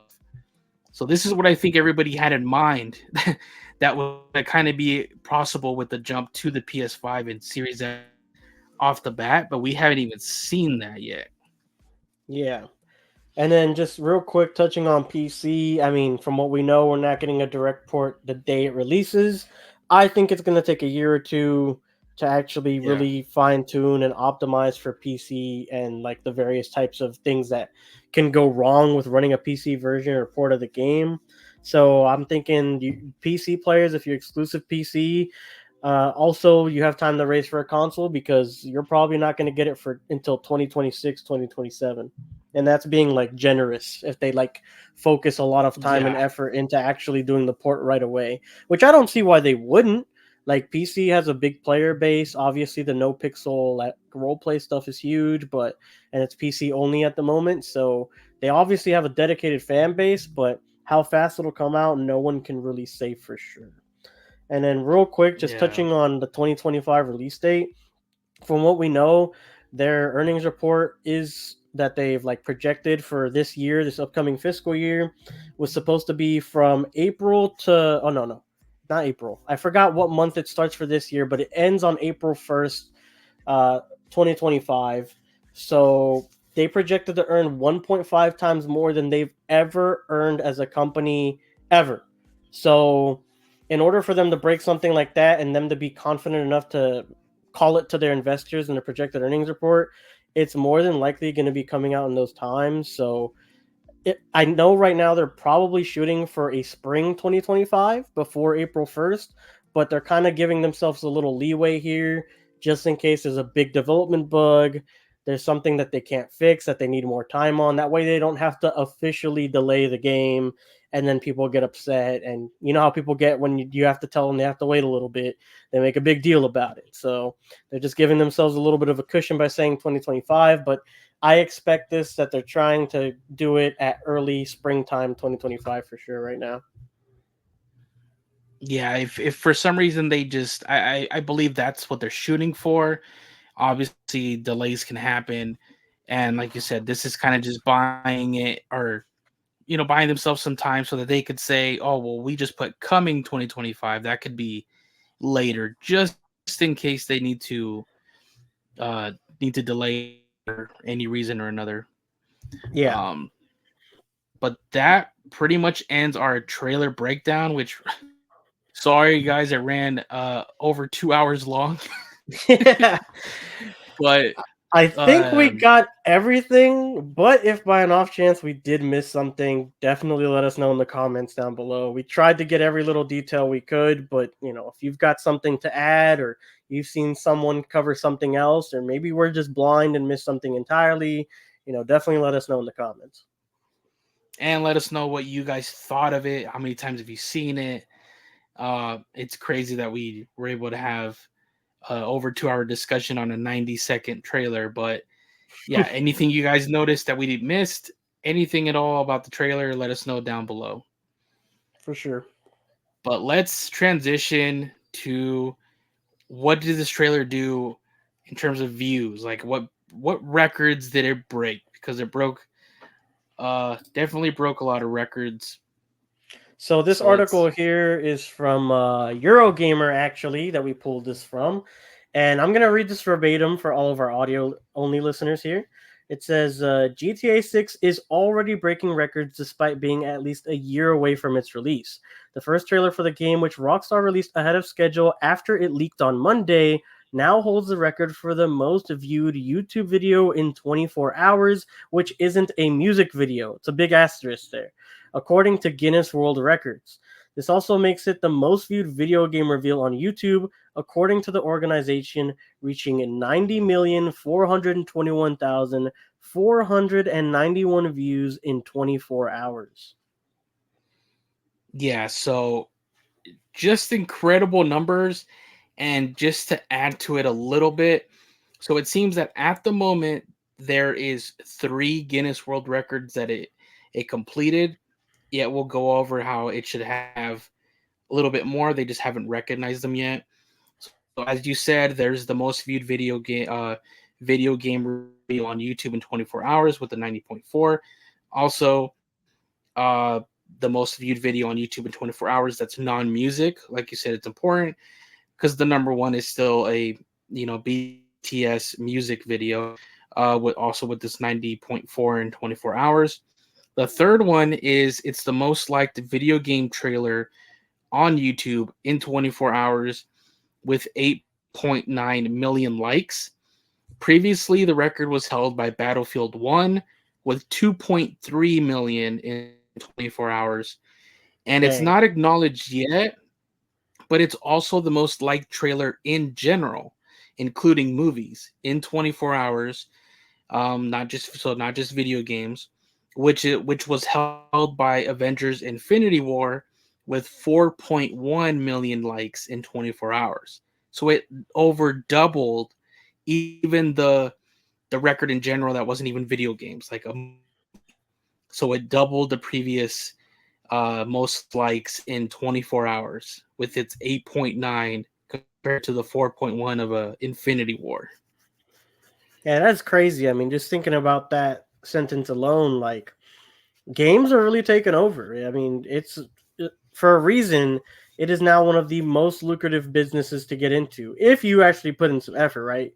I know some people, some companies that shall not be named, actually just put in minimum effort or something, and they come in for a cash grab, or they've got a cool idea but they just can't execute it or something.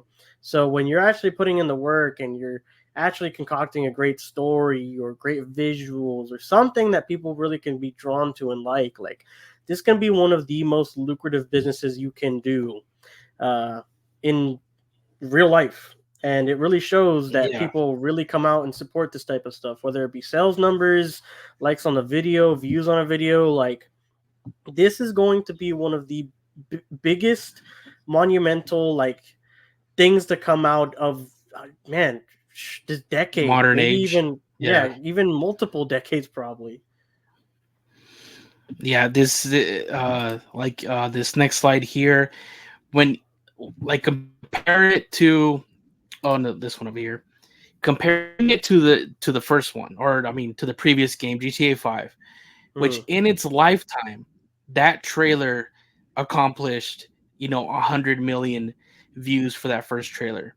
This To this one, day, to this day. So it took, I believe it's 12 since then years it's been now. like 12 years to accomplish that. This one just got 10 million shy of 100 million in just 24 hours.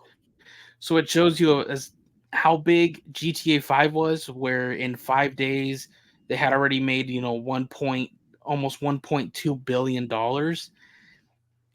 Yeah, this is gonna be something completely unseen, like you said, and I think ever in history, Yep. especially in the modern age of, think of the biggest movie release, obviously some of the, the Infinity War Endgame type stuff, the Avatar movies are always, reaching that $2 billion, but that's in its box office, lifetime, which is usually in the theaters they last like months, 2 3 months, something like that. This is probably accomplished that. It's easily going to make, I assume, a billion in one day. I'm calling it right now, 1 billion in 24 hours, and I think two in either 2 to 3 days tops. Honestly, it could even blow our projections out of the water at this point.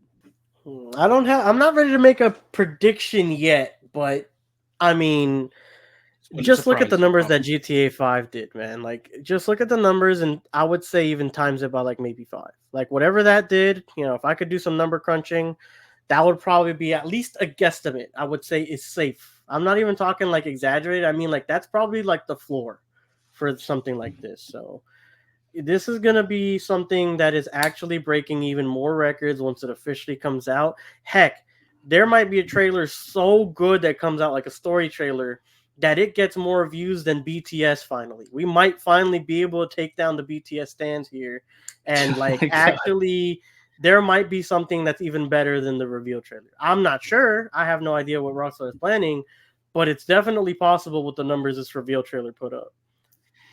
And for anybody wondering, aside from comparing it to the franchise itself, which we just said, the previous game, that first trailer in the 12 years got to 100 million.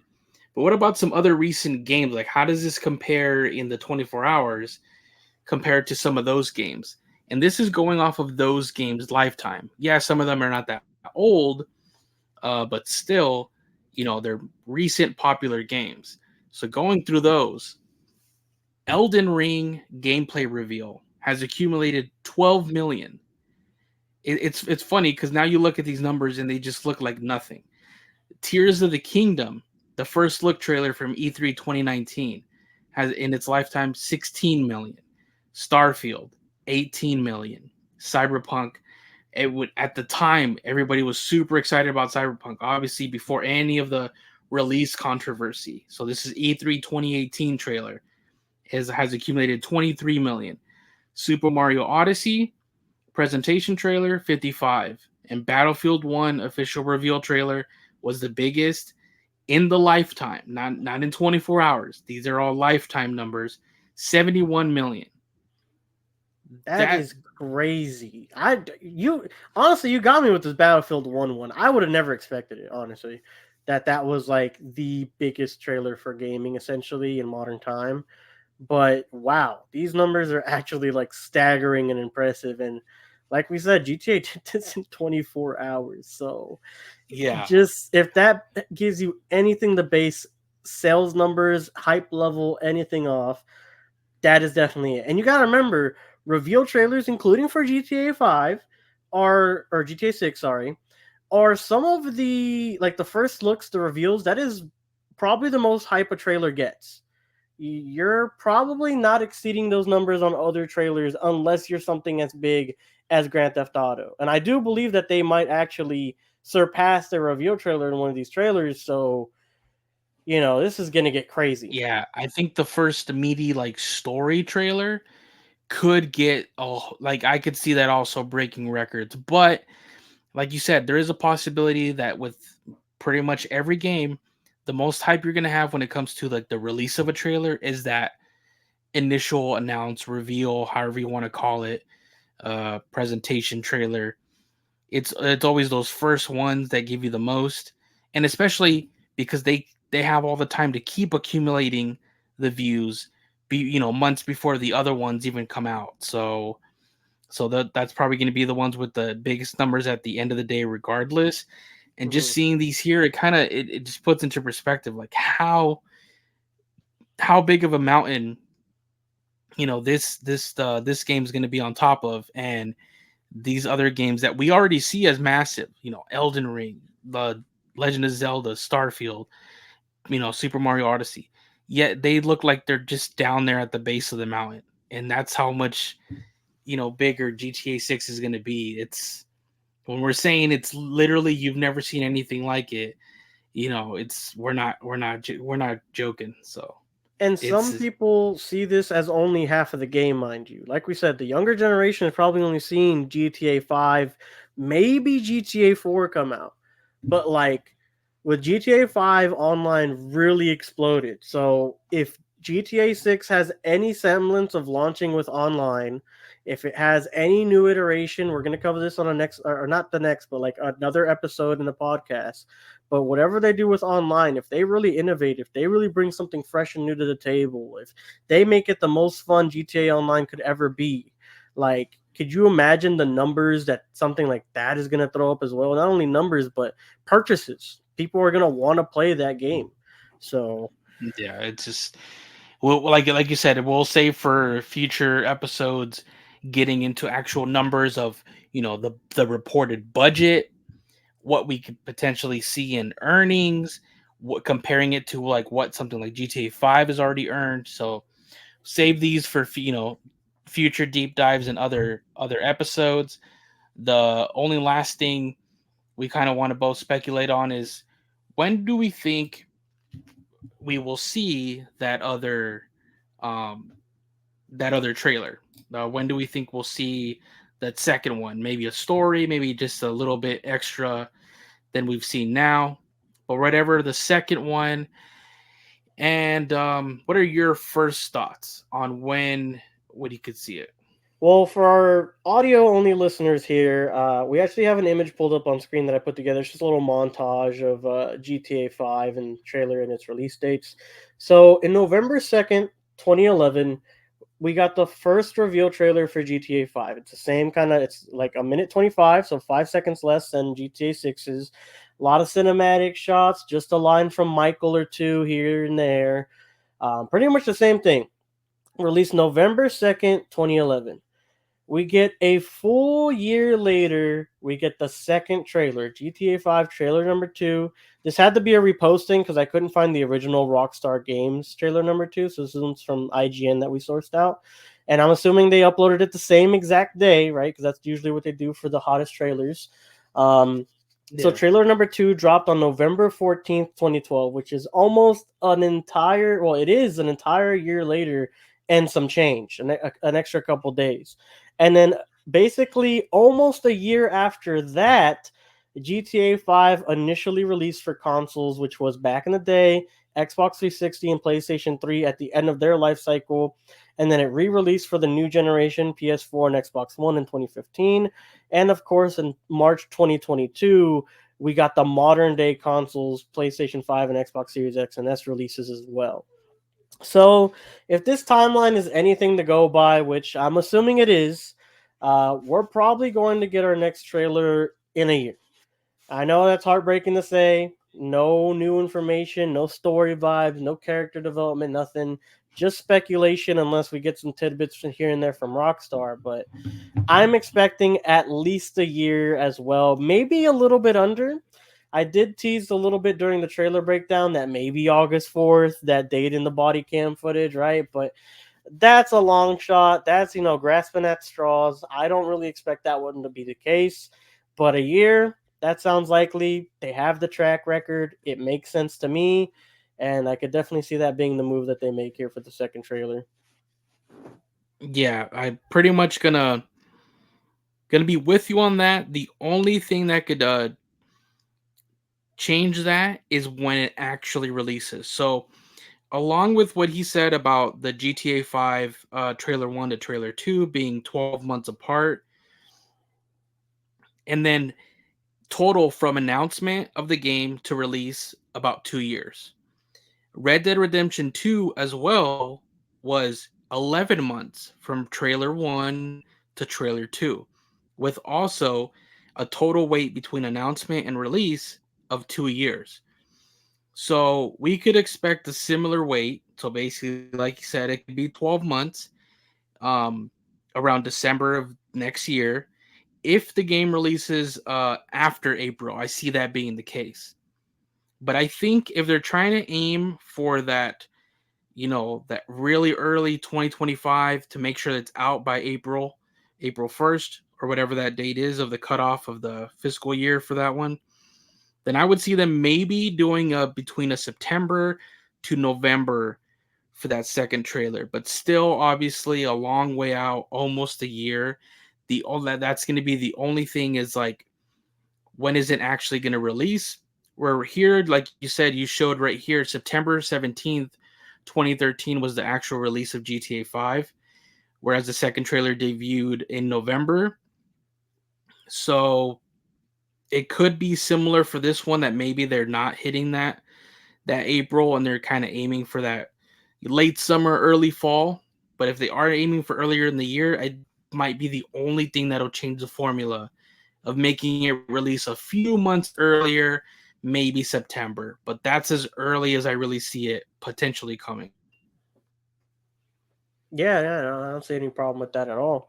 I mean, the logic stands for me. Like, kind of like you said, if they do somehow get it in springtime, I don't know. I really feel a delay coming for this. Like, I know that they, Yeah, I from the mean, projected earnings, I can definitely see they want to do it on spring 2025, but a game of this magnitude, I mean, like, look at something like, like the competition we named earlier, Zelda, Starfield, Elden Ring. I mean, they've got bugs. They're not like the worst bugs, some of those games. I mean, Bethesda games, they're Bethesda games. They got bugs, right? They got big bugs.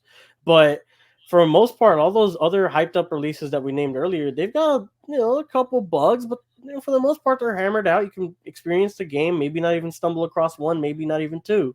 But a game of this size, a game with this many things that you can do, like, there is no way that you can tell me that they're going to hammer out every little thing, even in like a year and a half. I think it has to go yeah, longer.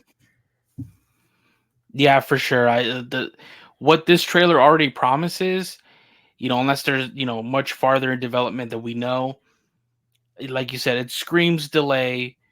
And honestly, at the end of the day, if they have to do it, it's only probably a small pocket of fans that even know that in some earnings call they had said that they expected some big, they never even wrote it in stone that it was like, because of the release of GTA 6 we're expecting this bump in April.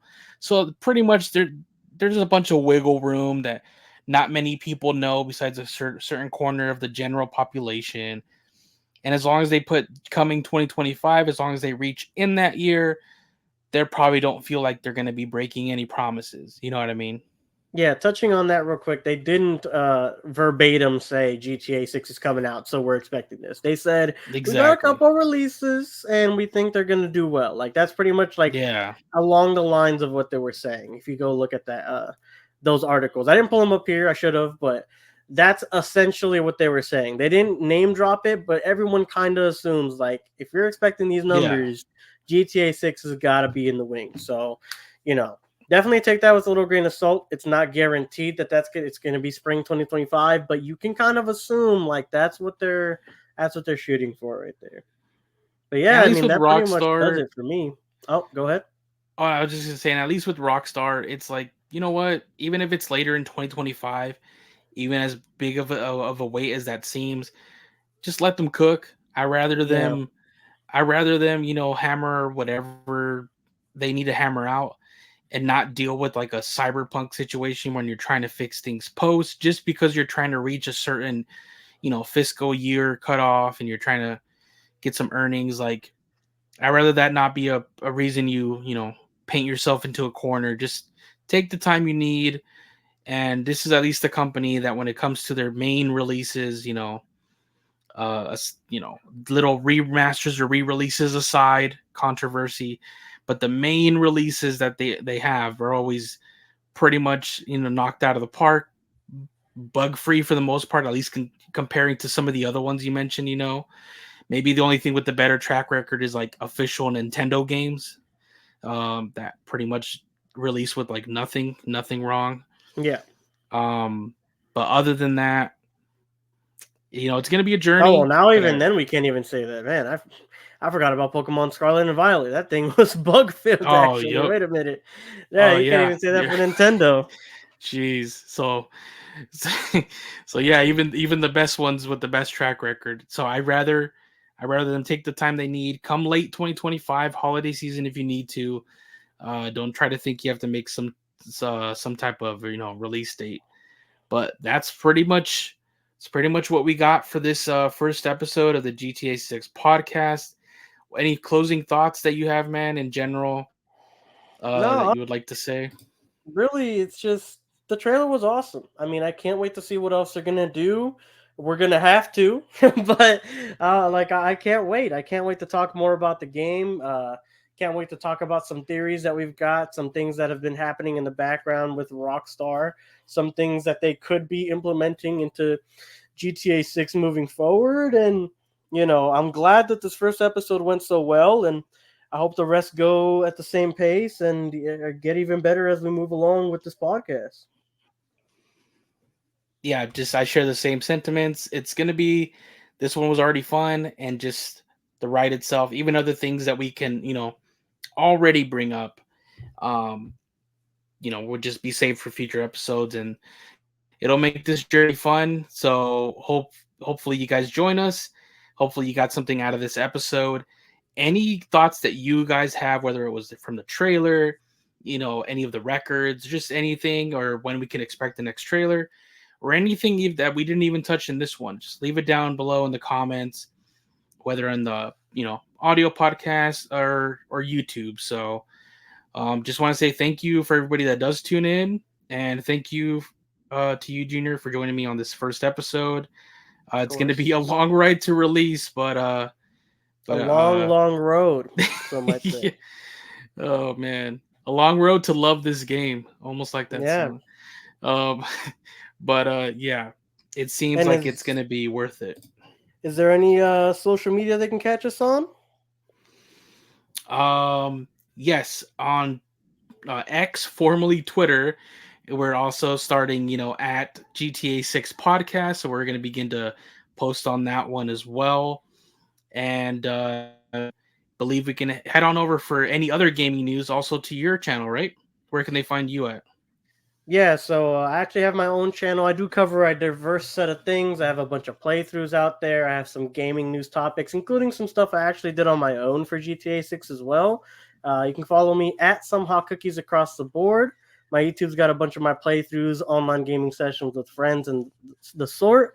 And then on my Instagram, more like gaming news, like a variety of gaming news topics. And X is just really personal thoughts. Don't use it too much, but if you want to see some of my opinions and stuff, you can go ahead and follow me on there as well. But yeah, that'll be it from us on this first episode of the GTA 6 podcast. Hope you guys enjoyed it. Leave your thoughts down below, and we'll catch you guys on the next episode. Yeah, have a good one, guys. Peace out.